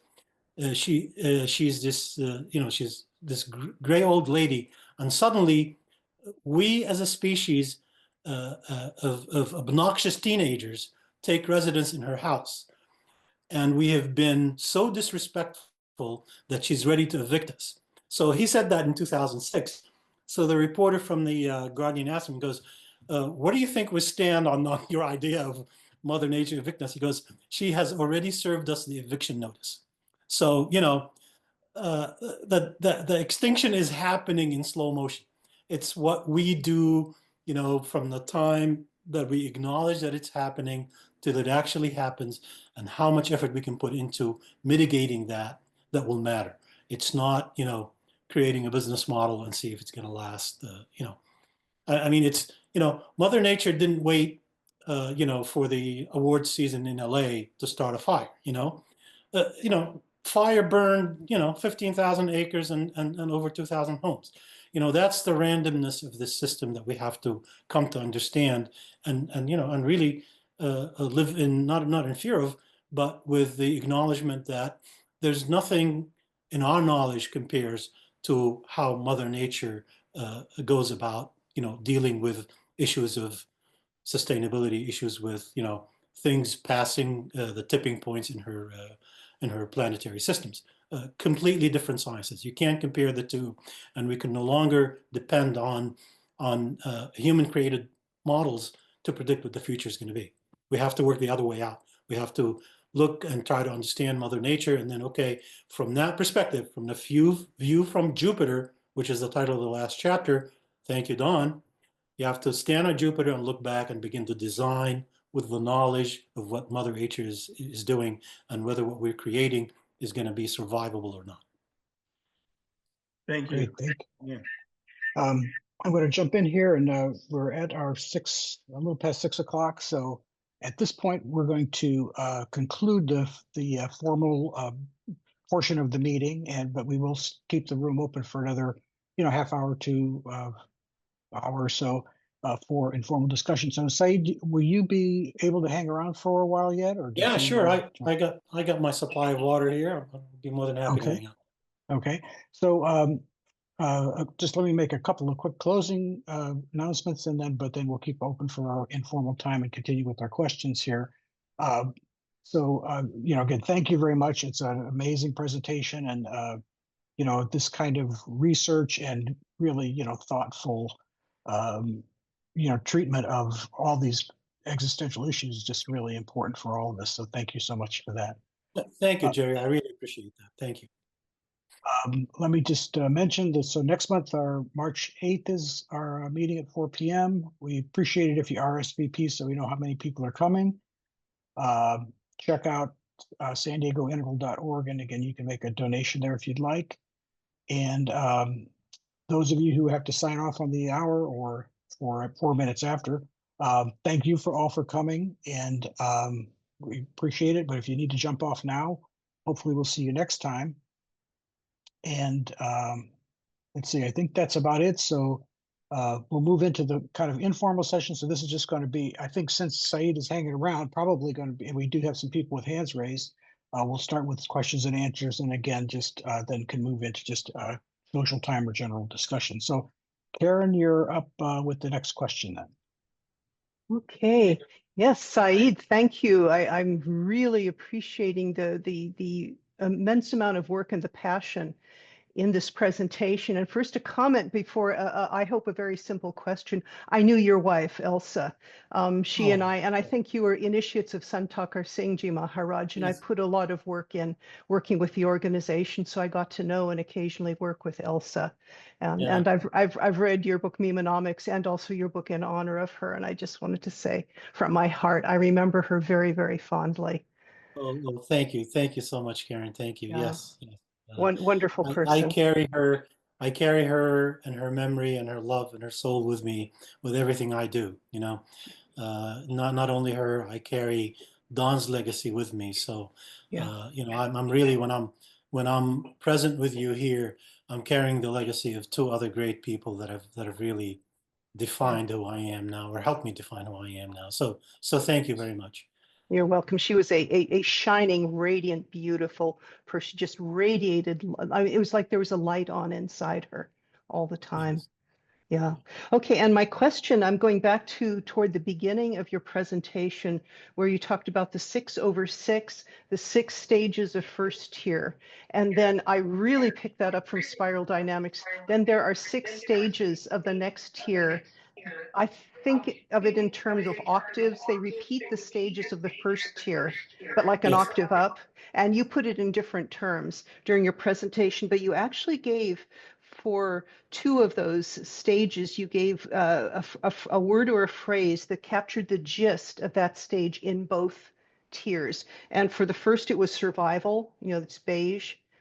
You're about survival. In the second, Right. it's about ecological alignment. And I was hoping you would go on and fill in the 3rd, 4th, 5th, and 6th, because ecological alignment, that is kind of the gist that applies both to the second stage of first tier, the animistic, and turquoise, the ecological alignment to your environment. So do you have a word or a phrase that captures the gist for stages 3, 4, 5, and 6 in those in both tiers, or is that as far as you go with it?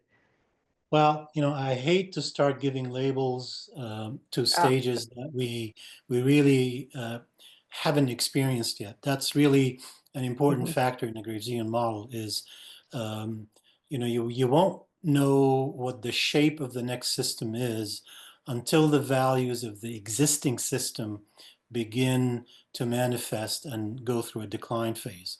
So, the general idea of ecological alignment for the turquoise stage, really, Don and Chris thought of that back when they published the book back in 1996.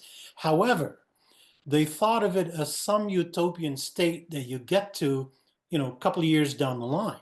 Okay, so the content of it has changed, but the reality that brought climate change to us so close, and we're experiencing it every day, sort of negated the whole notion that it's a utopian place sometime in the future. It's happening now, and it's anything but utopian. It is dystopian. It is telling us, hey, the existential problems, half of the model in turquoise is telling us you're in trouble. Raise your intelligence so you can fully address it at the turquoise level. So that's Okay. the difference. I don't want to speculate on Don even backed off from labeling the 9th stage, the coral stage, where we just simply don't have enough data to label these. As a matter of fact, and the proof is in how now the labeling of second tier is reverting back to how Graves labeled it back when he created the 6/6 model. In the sense, second tier could no longer be used for human-made system. It absolutely out of necessity has to address climate change and existential problems in natural intelligence space, in the climate change, in the geological, in the ecological aspects. Okay. Okay. Thank you. Yes. Yes. Totally. I'll just for fun, I'll throw out one comment and then pass. Trying on that view from Jupiter, I like to speculate that the stages that we Homo sapiens went up through in the first tier, the 1 through 6, the Earth, our mother, Gaia, will go through in the second tier, and we will be consciously a part of it. So that's my wild and crazy idea I'll throw into the pot just for fun. Thank you. Yeah, I fully appreciate that. Yeah, thank you, Karen. Yeah. Okay, I think Nish is up next. Hi, thank you, Said. Great presentation. I'll definitely be buying your book first thing tomorrow morning. I had a couple of quick questions, if that's okay.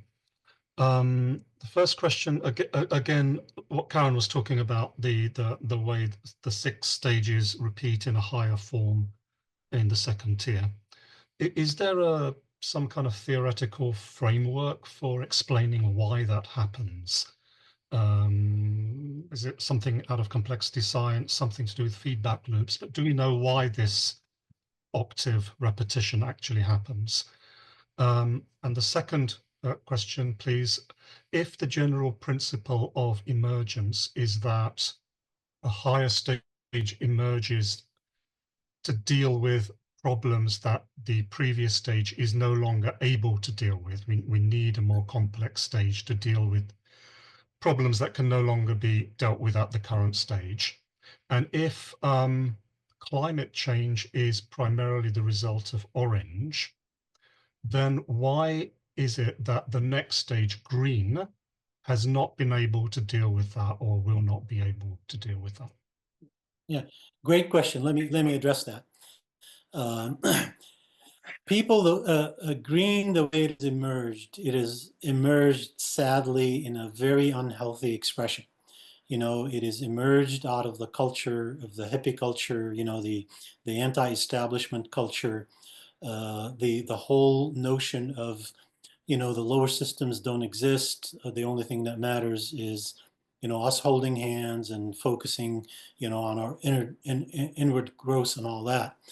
The big part of orange, big part of green also has all these, you know, value system attractors that I talked about. And in it is what a capitalist system from green looks like. In it, what does green science look like? And we seem to have forgotten all about those. So just because the green system emerged in its minor yet mostly unhealthy expression, okay, it hasn't been able to really quantify what needs to be fixed from the orange system. Basically, orange has quantified and bought the potential that the green system had. To me, the widest manifestation of the green system is the internet. If you recall Internet 1.0, when it first came out with the, you know, with a scientist in Berkeley who created the Apache protocols for internet navigation, their primary goal was for everybody to use it equally. So their goal was to equalize the access of information and resources for everyone. Okay, that, I mean, if there's ever a green statement, it's that. What they ignored is how sneaky orange is, how unbelievably smart and manipulative it can be. Okay, so what happened is after the financial crises, is that, you know, with our hapless government giving these banks money, they took that money and, you know, they knew that, you know, the traditional forms of investment, of capital investment, are dead. So they looked for the next thing to exploit. And so they began to look at how do we monetize the digital age? How do we move Facebook from just a social network, you know, worth $1 billion maybe, to have it be worth $1 billion? And how do we monetize that? So they really hijacked the potential that the green system had. And they didn't do it just with the digital economy. They did it with every aspect of, you know, paying lip service to green. If it sees equality on the surface, it doesn't need to dig any deeper to understand the depth of how orange works. Okay, so the whole idea that you can, you know, you can hopscotch through systems because you have a preference for a communal system or, you know, individualistic system is entirely false. You know, if you really want to see in the first year, the next system addresses, for the first thing it does is it addresses what went wrong with the system below it. Okay, and then it begins to manifest its own values. Green couldn't possibly understand what's wrong with orange. It explains what's wrong with orange at a very surface level, and orange is very happy that that's all they're digging. You know, there aren't intelligent people in the green system that understand how corporate America works. That's what you need. You need to understand. You need to have someone like Elizabeth Warren, who, you know, when these CEOs go up to testify in, you know, in front of Congress, to call them for what they are: thieves. Okay, she has a deep understanding of how the orange system works. Most of her policies that have emerged since have been green, but she's truly a yellow thinker. There isn't an ecosystem of yellow thinkers in Washington, so she defaults to green. That is issue number one. That's why green hasn't emerged. You know, we have lived in this, you know, Orwellian tyrannical complex, the way Graves calls it, because, you know, the lower systems come together to serve a purpose. And the purpose emerged that we live in this capitalist society, ignorant of other things. Oh, green, you want a bone? Here, I'll throw you a bone. That's what orange says. Oh, you want to see equality? Sure. You know, we'll do, what's the thing that Trump's trying to get rid of now? Equality, inclusion, and diversity, yeah. equity, and inclusion. Yeah. Hi, Larry. So yeah, it's that. It's, is that what you want? Sure. There are enough people with meritocracy that we can hire. Is that going to satisfy Green? Sure. Green might have another surface concern that will shut them up, and Orange would do it. They're not seeing, what we call 5 layers deep. They're not seeing the actual structures that are accountable for the behavior. And that's what Green fails to do, is that it stops at the surface manifestation of the Orange system, and it thinks it's addressing it, when in reality it has to dig all the way down to see the fundamental structures on how the Orange system operates and begin to unravel it one at a time. So I hope that answers that question. Yeah, thank you very much. Thank you. Yes. And the Okay. octave issue regarding Claire's idea of 6 on 6, why the octave notion? Why the octave notion is the exponential growth in the manifestation? why does the second tier repeat the first tier in terms of the stages, the octave function that Nish talked about? So this is a hypothesis that Graves came up with, after I associate a lot with how systems thinking emerged from what Neil deGrasse Tyson said, is basically when we saw Earth from outer space, it opened up second tier. It opened up, our ability to see from a much wider lens of how society worked. This was, the last decade of Graves's active work. He saw what people were writing from the limits to growth on to, Gaia hypothesis, on to really all these systems thinkers that are emerging on talking about how we're destroying our planet. So he took it as a way to, well, maybe some of the unanswered part in my research could be answered if we're looking at issues of existentialism. So he looked at, if we don't address these issues that these systems thinkers are bringing up, we're going to default all the way back to beige. And so he's basically saying these are beige problems, but the scale of the beige problems that we will be facing are so much exponentially higher than the problems you face in beige that he established that theory of 6 upon 6 or hypothesis. And he really used that in a very visible way, almost in every presentation he made from there. He used that for the last decade of his life.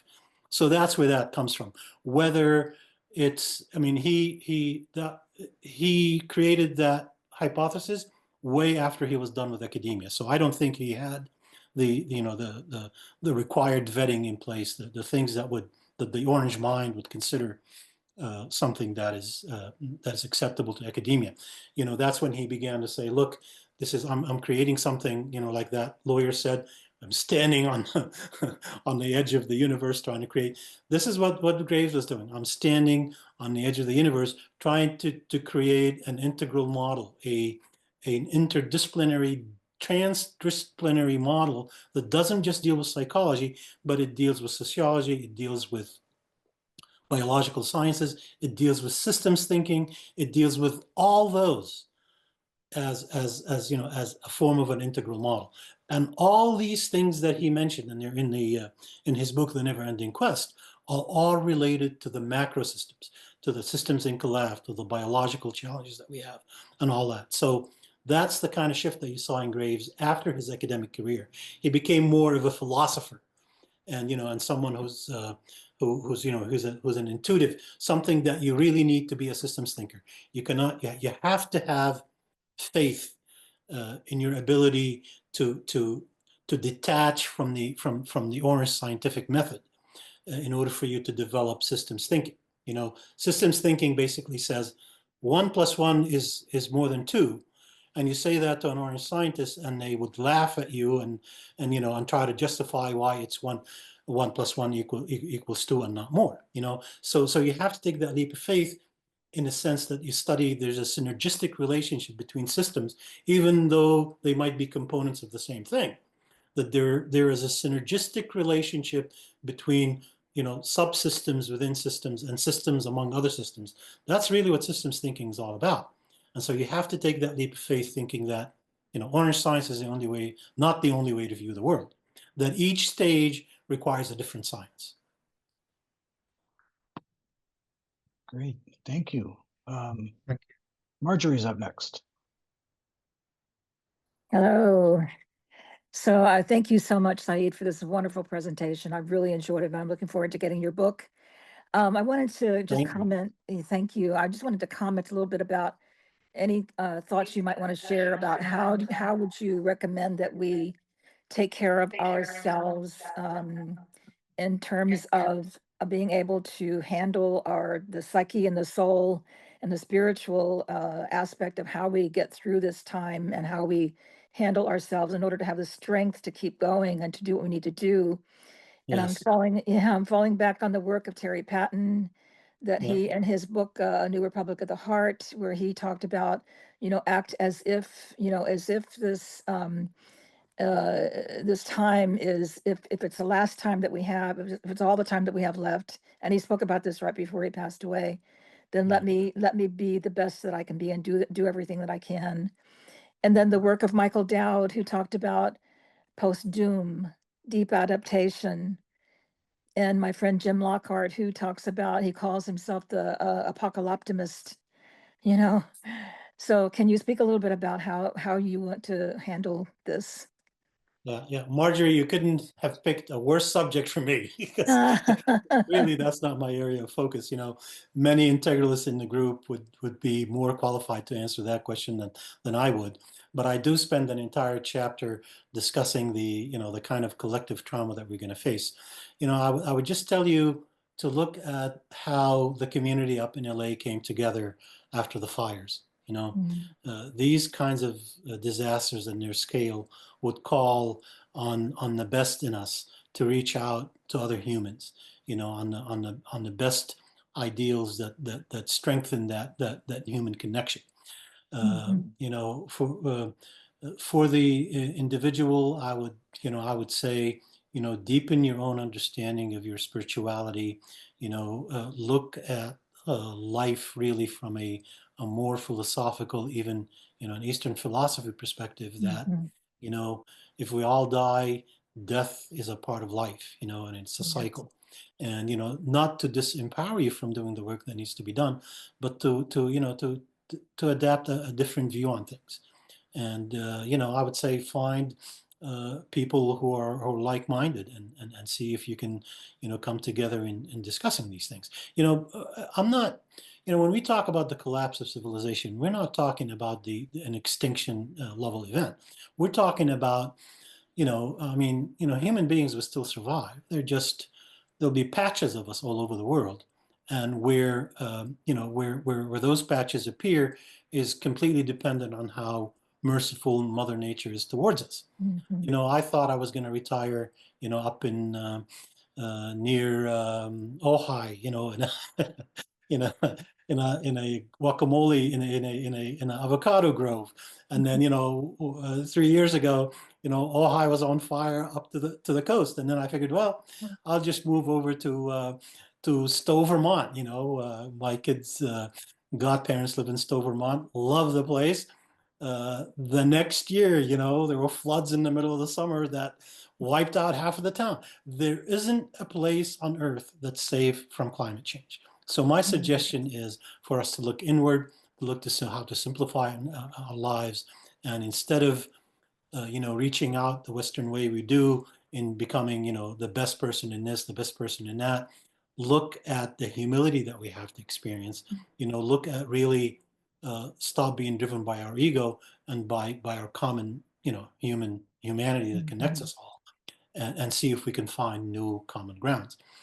I will tell you one thing, and this is really an awful observation, that do not count on the government to be a part of who's going to help us through this. So we have to rely on each other. Strong community relations. Government is going to collapse, and they're so incompetent they don't know where to start. Like I said before, FEMA will be probably one of the first federal agencies, if Trump doesn't put it out of existence. It will become one of the very first agencies to run out of money, and the source of its funding will solely become the federal government. But the federal government is going to be weighed with so much other expenses that are going to be related to whether, you know, we try to address climate change through infrastructure improvements, trillions of dollars of investment that we're postponing, that we're not doing, or try to address, you know, disasters that happen here and there. Our government is going to be so overburdened, and not just our government, governments throughout the world are going to be so burdened by what's going to happen that most of them are going to collapse. And what does that leave? That leaves us to take care of each other. That leaves us to try to live as much of an independent life as we can. You know, I have a garden. I plant it in the summertime. You know, I'm about 50% self-sustained. You know, I just need a few chickens and to get eggs for omelets, and I'm good for a while. But you know, it's like working towards that kind of resilience. You know, individual resilience, and developing a community of caring people that we can surround each other with that warmth when things go wrong. Because I'll guarantee you, government is not going to be there to help us.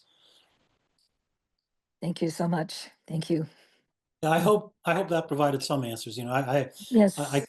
I can't dig any deeper, you know, with profound things that my fellow colleagues in the Integral community can. Well, I think That's- you're to me, you're just talking about evolution. You know, it's we don't know what's emerging, and even the notion of Is- government or Is Marjorie democracy. muted? I can't hear. I'm sorry. Can anyone else hear me? Yeah. Yeah. Okay. So anyway, I'll just quickly wind up. To me, I think what you're speaking of is evolution in itself, is just kind of surrendering and allowing whatever is emerging to come through, and we just don't know what that is yet. So Yes. thank you. You're welcome. Mhm. Okay, thank you. That was pretty good for that not being your area of expertise.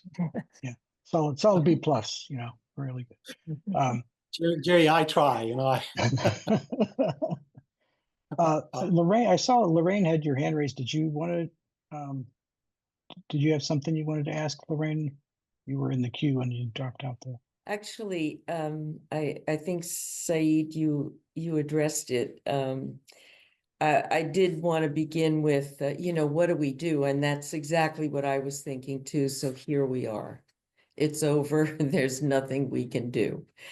And it seems like one of the things I don't get from Integral is that not so much the, you know, transcendence stuff, it's the descent into your body, into your feelings, into the sadness of this.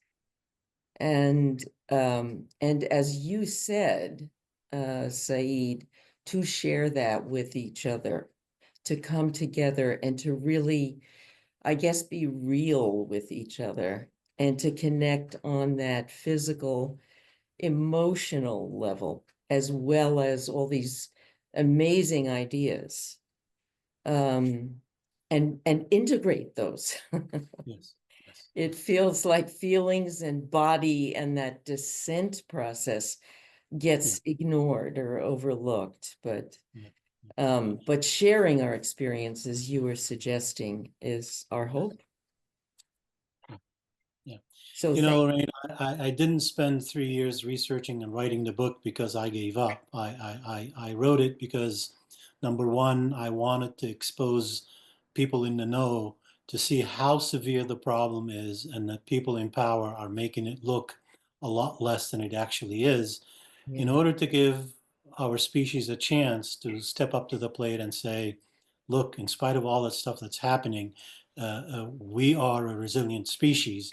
We have to really address these issues head on and try to save whatever possibly would remain from, you know, not just our species, but whatever species that could be saved from this, you know, this huge extinction event that has already started.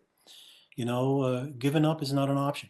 Doing whatever we can to, you know, I listened to what Joseph Campbell says, you know, follow your bliss. My bliss is in writing, my bliss in doing research. I did that, you know. And so I would tell everybody to follow their bliss, and doors will open where you thought there aren't any that existed. So, you know, that's even my added 2 cents to this whole thing. Okay, I see Barbara is up next. And are you calling in from Mars? Is that what I see in your background? Oh, no, that's what my neighborhood's going to look like in a year or two.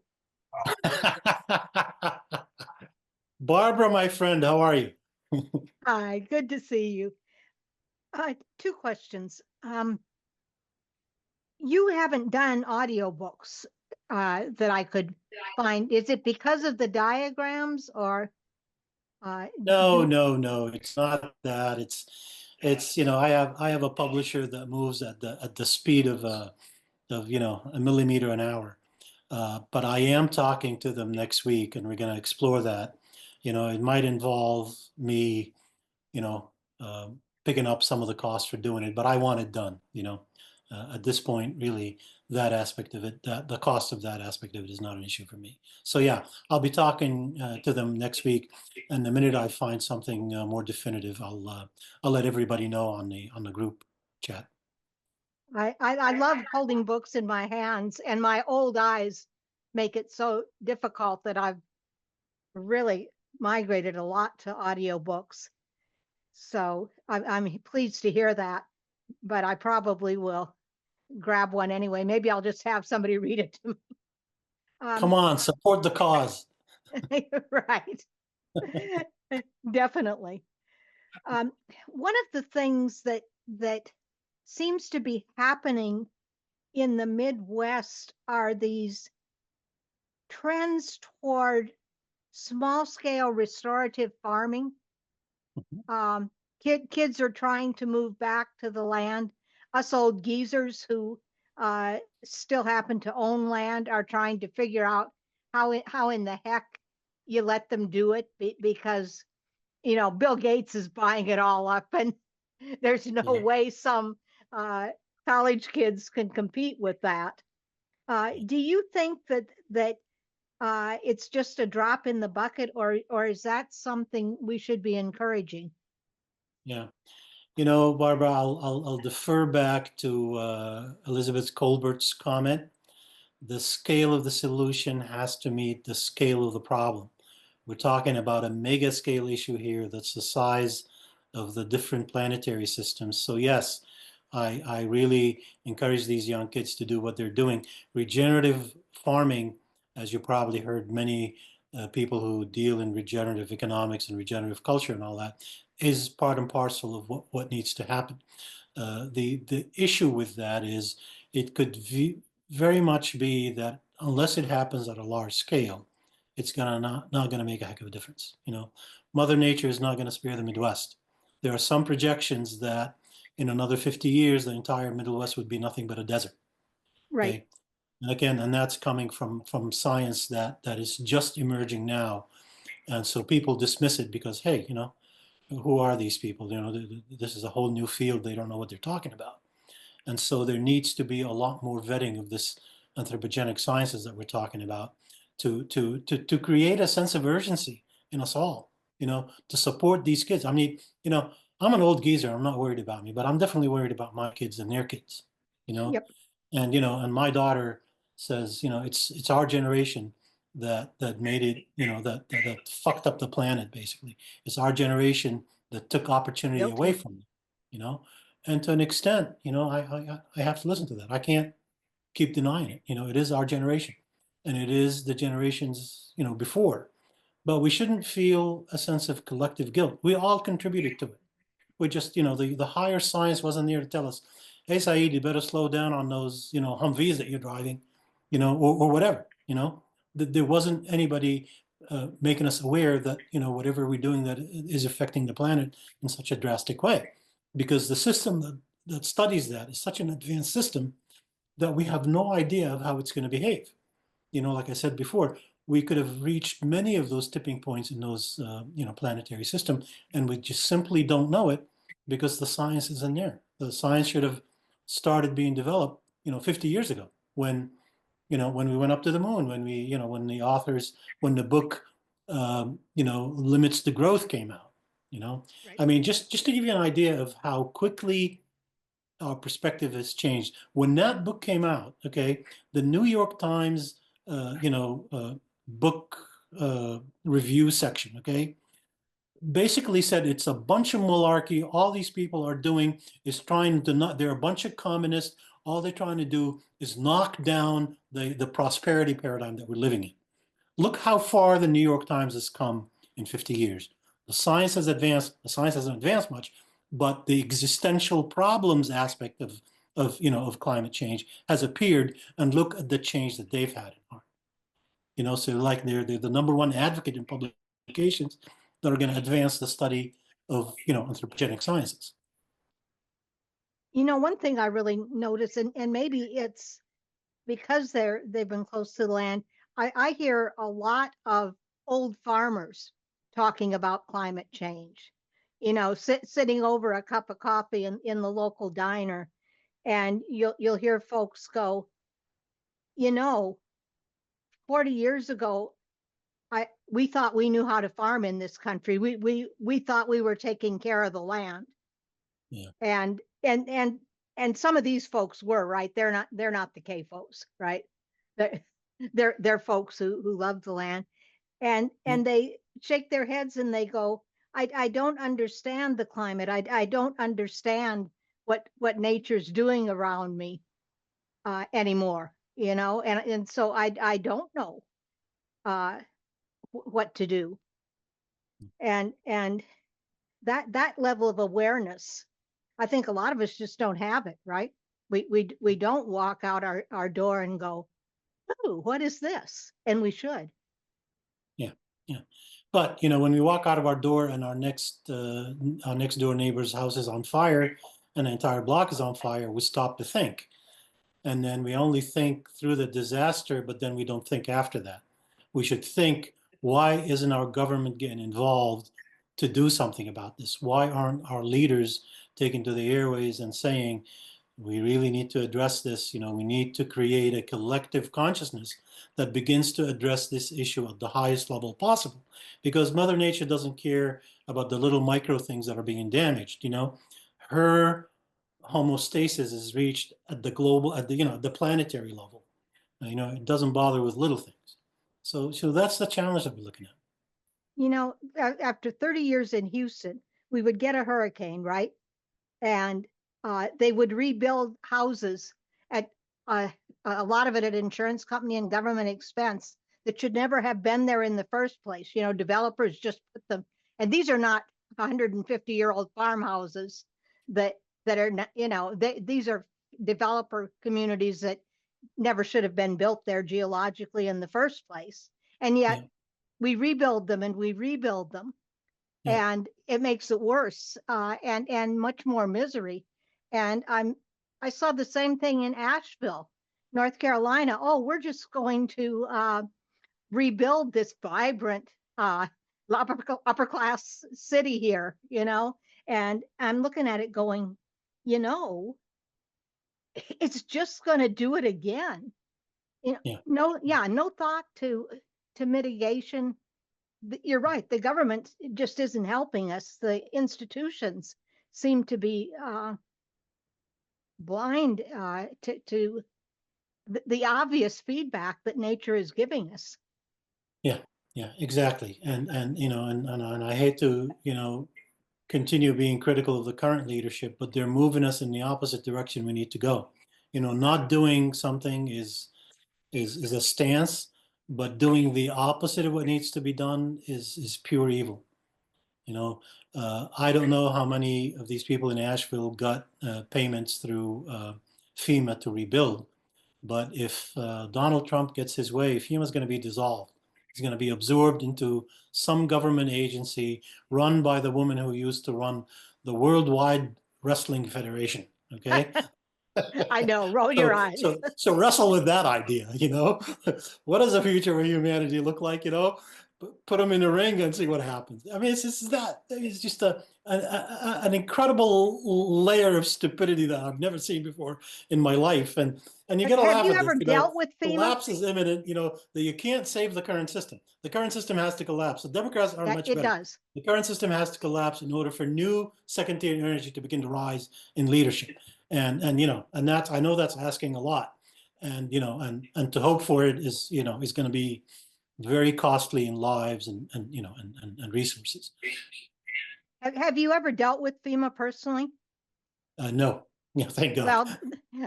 Well, having done so, when we've had stuff come through East Texas, I'll have to say, the folks who deal with them seem to majority think good riddance to stupid rubbish. I mean, you know, just some of the things we dealt with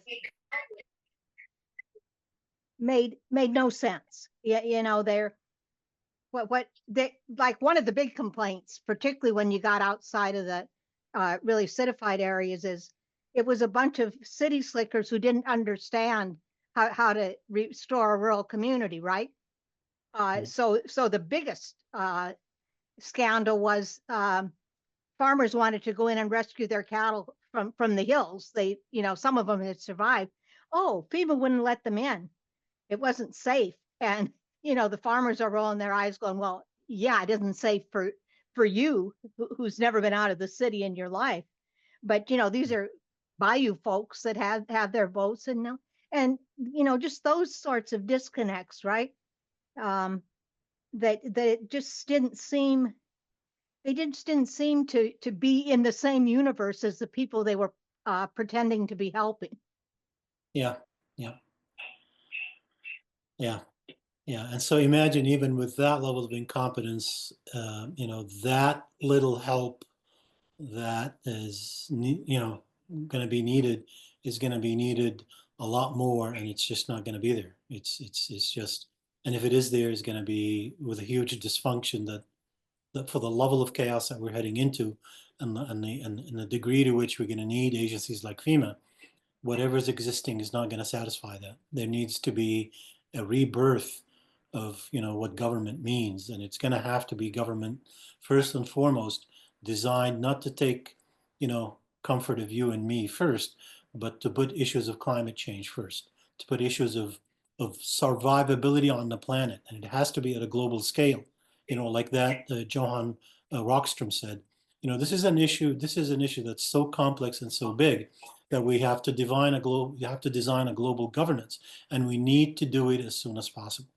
You know, without that, you know, people think that the carbon emissions in China don't make it over here. You know, I mean, of course they do.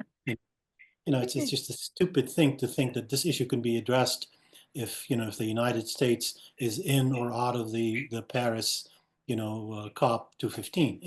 It doesn't make sense. Everybody needs to be on the same page, and everybody not just on the same page, but needs to push forward with whatever that page is as soon as possible.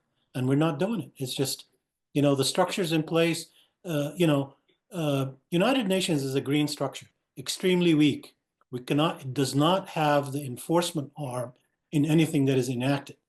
You know, if there was if it was an integral global organization in place, it would have had enforcement mechanisms. It would have forced the signers of the COP, you know, 215, Paris, you know, 215, into what they say, into what they're committed to. And it will send you know, soldiers into those countries that are violating. It will hold the leaders of these countries that violate that rule accountable. That's, you know, I mean, you know, Don and I had a long discussion about what the government of the future looks like. And he said, you know, don't put it past with these existential problems that are happening and climate change, you know, being so ominous. You know, don't put it past us that we will have a global martial law imposed before anything changes. So, you know, unless we start doing these and realize the importance of cooperation now, it's going to have to be, you know, a form of, you know, do it or else for the entire globe. And, you know, where does that put us, you know, under global martial law? And what does that look like, you know? Or ministry for the future where Indian terrorists take out all of the jet-setting oligarchs, right? You remember that book? I don't. Okay, well, thanks for those questions, Barbara, and comments. do we have anybody else that wanted to speak? And I don't see any hands raised, and we're actually getting close to our time to wrap up here, I think. Larry, you had something? Yeah, my old aging brain isn't as good at holding all the pieces like it used to be and being able to make a concise, unified point. But a couple things that come up for me. You're doing great, Larry. First, Saeed, thank you for being here. Thank you for having the courage to do the work you're doing and all the work that it takes. But to step up and put it out in front of other human beings like us, supposedly a safe audience. So in any case, thank you for everything you're trying to do here for us and yourself and your grandkids. In terms of global governance, it seems to me that the people that try to rise into leadership, usually that's through politics. I question integrity in those people compared to who aren't trying to rise up into leadership roles. And I look at the WHO and what they've been trying to do. And in the so-called financial elite, be it Bill Gates or Soros or Elon Musk or whoever, there's a question about integrity and values. What do they really value other than being a leader, making a lot of money? And I'm not saying I'm articulating this well, but maybe you can hear the subtext. I don't know that a global martial law or a global governance, a global anything, I think a global anything will turn into a martial law, even with good intentions. It'll end up being some kind of martial law. So that's one thing. Something I've learned to do in looking at life, cosmos, evolution, reality is to get, I guess to use Graves' term, to look at it from Jupiter. Look at it from outside my individual embodiment. Look at it as a being who is looking at life evolving, the creation evolving, and trying to make the best of it. And something I've learned, or decided I've learned, is that the species isn't necessarily going to make it. There's nothing written in the universe that says we're supposed to make it. And I didn't like that when I first had that awareness. And I thought, well, it's an awareness, be with it. Just be with it and see what comes out of being with it. And I learned to disattach, not, how do I say it? Not disassociate from my body and my mind even, but have a healthy, clean detachment, maybe in the Buddhist sense. That doesn't mean getting into spiritual bypassing and getting beyond the world and don't recognize the value of the world anymore. But it's learning how to be in both at the same time, to be involved in the world, engaged in the world, but in a sense detached from my ability to impact the outcomes or whatever. And that's helped free me up from going into panic about it all. It looks pretty dire. I don't see it turning out well for humanity. As humanity, yeah, certain people will live in whatever form that's going to be. But is what it is. But still, how can we make the best of it? And I don't know that big government, especially global government, will be the answer because the integrity isn't there. I think to have a global anything, you pretty much need the conscience of a saint for it to work out for humanity. And I don't know that that's, in big supply on the planet. Is what it is. Another thing in terms of, well, if it's not global governance, if it's maybe more local kinds of governance, working together, functioning together. And Lorraine had a nice presentation at the last ICON conference in Boulder about the effect of polyvagal theory. And I've talked about amygdala issues for over a decade in integral groups and other people. We're so easily triggered that trying to come together on even a local level, even with one other person, can be so difficult because we're so easily triggered. This is one of the things I think postmodernism has brought up, and becoming so sensitive, which I think is a good thing, being sensitive, but not letting the sensitivity run us, being able to be present to things and not push it away or pull it toward us, but learning how to function with it. I think that's a huge competence that we need to start opening into as integralists, especially as turquoise, construct aware. That's how it shows up for me. Do we have to wait until our houses are burning down before we try to come together? Yeah. We have the psychological, the emotional, the consciousness wherewithal to be with one another in our differences and find ways to be integral, integrative, functioning together in those differences without being quick to dismiss or cancel because, no, I don't agree with that person. I just heck with them. So I don't think globalism is the answer.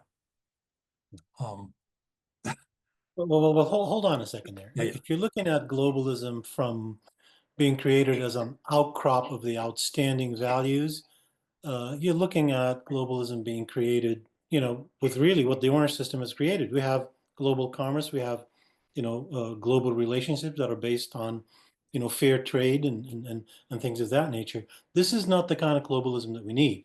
We need a globalism that was created through the cooperative spirit that understands the challenges that we face. They're not just economic anymore. They're not just about improving our lot as individuals. It's really about survival of the entire species.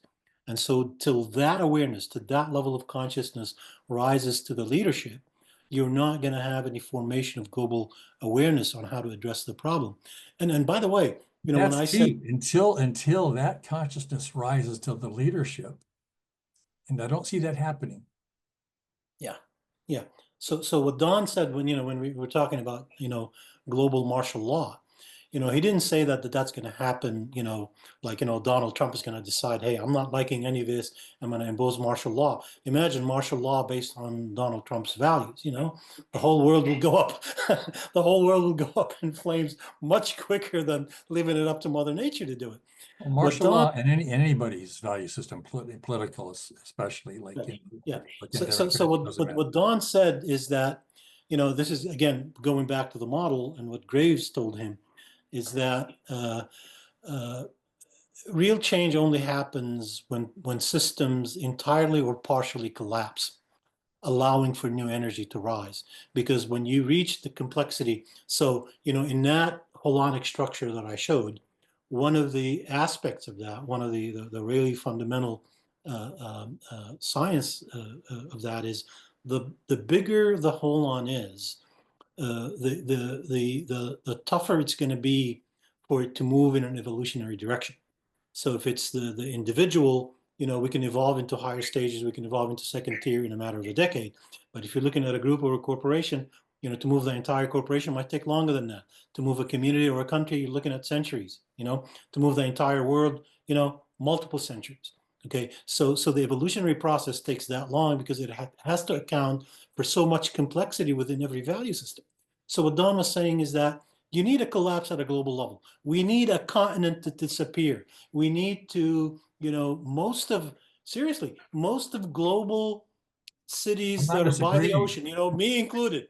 I checked into some of the research that the oceanic, and the ocean is going to rise based on their predictions, about 200 feet from where we are now. I'm at 319 feet from ocean level. I'm gonna be oceanfront property in just 50 years. The upside. So, all joking aside, it's gonna take that much of a collapse for us to realize the severity of the problem, because Mother Nature is not standing over us and saying, hey, you'd better do this now. She shows it how, in small disasters. She shows it in half of LA burning. She shows it, in other ways. And unless we begin to see how these things are growing, and how the idea that, yeah, climate change is here and we'd better do something about it, nothing's going to change the way we do things unless there's a major collapse that's going to disrupt our entire way of life across the globe.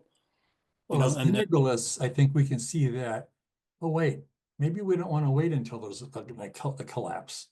well, you and I see that, but the leadership is all first tier. Right. Global leadership is all in first tier, beholden to the values that you and I With don't share, integrity issues.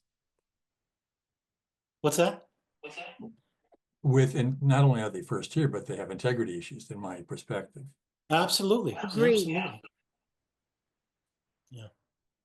So yeah, so those are the challenges. So, if you remember that graph, the descent from first tier before we start going up to second tier, that is a scary notion, that the idea that the constructs that we have taken for granted, that we have experienced so far as human built structures, most of them are going to have to collapse. If not physical collapse, the thinking behind them has to collapse. So, you see things beginning to develop, like, built cities are now becoming integral cities based on the work that Marilyn Hamilton is doing. She's trying to move it in that direction. A lot of the issues in preparation for that are beginning to take on a different texture, in the sense that they will survive what is coming, but it really remains unknown to what degree Mother Nature is able of causing damage. It is random, it is happening everywhere, and no one is safe until we understand with humility what that means. We're not going to be able to address this problem properly. It's like a neighborhood saying there's someone out there with a shotgun. The safest thing to do is for everybody to hunker down and be safe and do something about it. We're not doing that. We're not doing that. Yeah, well, I don't know if we have the capability as a species to do that. Yes. Individuals, yes. And there's strides in movement in those areas with those individuals. Good for them. And by the way, I don't think Earth, Gaia, has to be protected. It'll protect itself. It's got those mechanisms baked in. It's humanity that needs to find a way to protect itself. Yeah, working with nature, the naturalness of nature, natural intelligence, I think it's a very big part of that. Like you've said, I totally agree with that. And yeah, thank you for the conversation. And I think we need to get better at learning how to be with one another, to, before catastrophe happens, function together. Yeah. And I also think, Larry, that our form of advocacy has to change. I said this at a conference back in 2019, how do we address climate change? All kids should stop in their tracks from going to school and going to their local, representative's office and demonstrate till they're exhausted. To bring awareness to the current system that, whatever they're doing is not sustainable. We have to engage in not peaceful demonstrations anymore, but almost bordering on the violent, almost on the visceral. That has to inform our leaders that this stuff is real.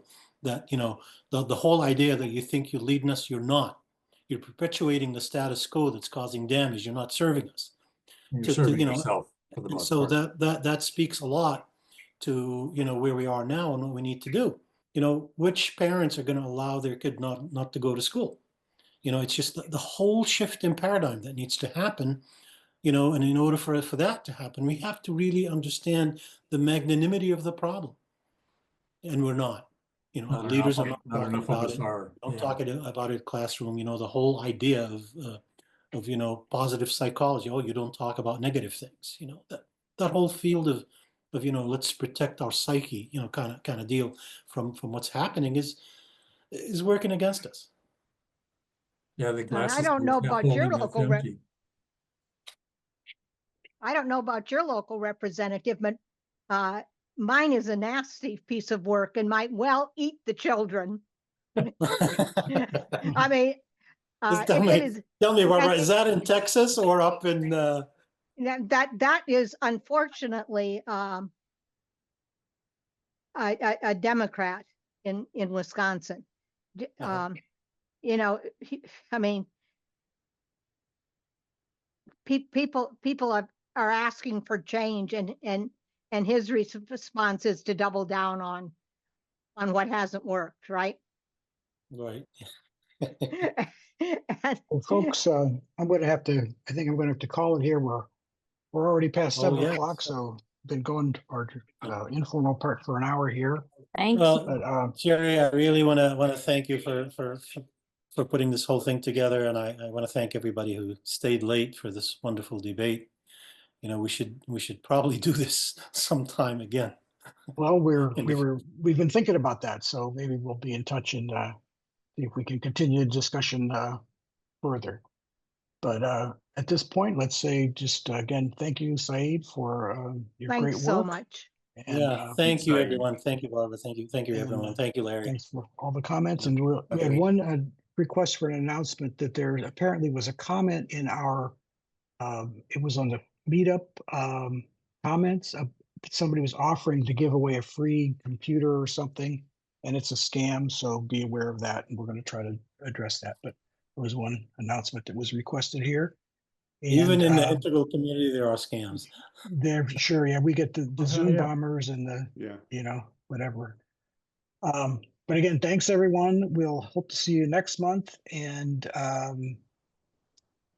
thanks for being here. And you all have a good evening or morning or wherever you are. Yeah, thanks, Jerry and Eloy, for your Thank you, technical Jerry. backup and helping. Thank keep you, us everyone. It stable. was nice to see everybody. All right, take care. Question, Good night, everyone. Bye. question, Jerry, are you going to do these virtually more often? Or to have a, all the time. Do- We have do you? we have a meeting every month. Yeah. oh, I thought you did them only in person.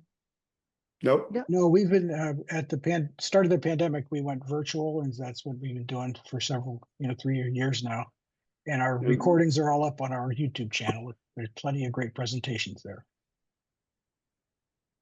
Okay. Good night, everyone. Thank you. Thank you. Bye, Eloy. Bye. Bye, everyone. Bye. For further information, including upcoming events, resources, links to our Facebook and Meetup pages, and our fabulous donate button, please visit our website at sandiegointegral.org. Donations are greatly appreciated and help us to continue to provide information and connection within the Integral community.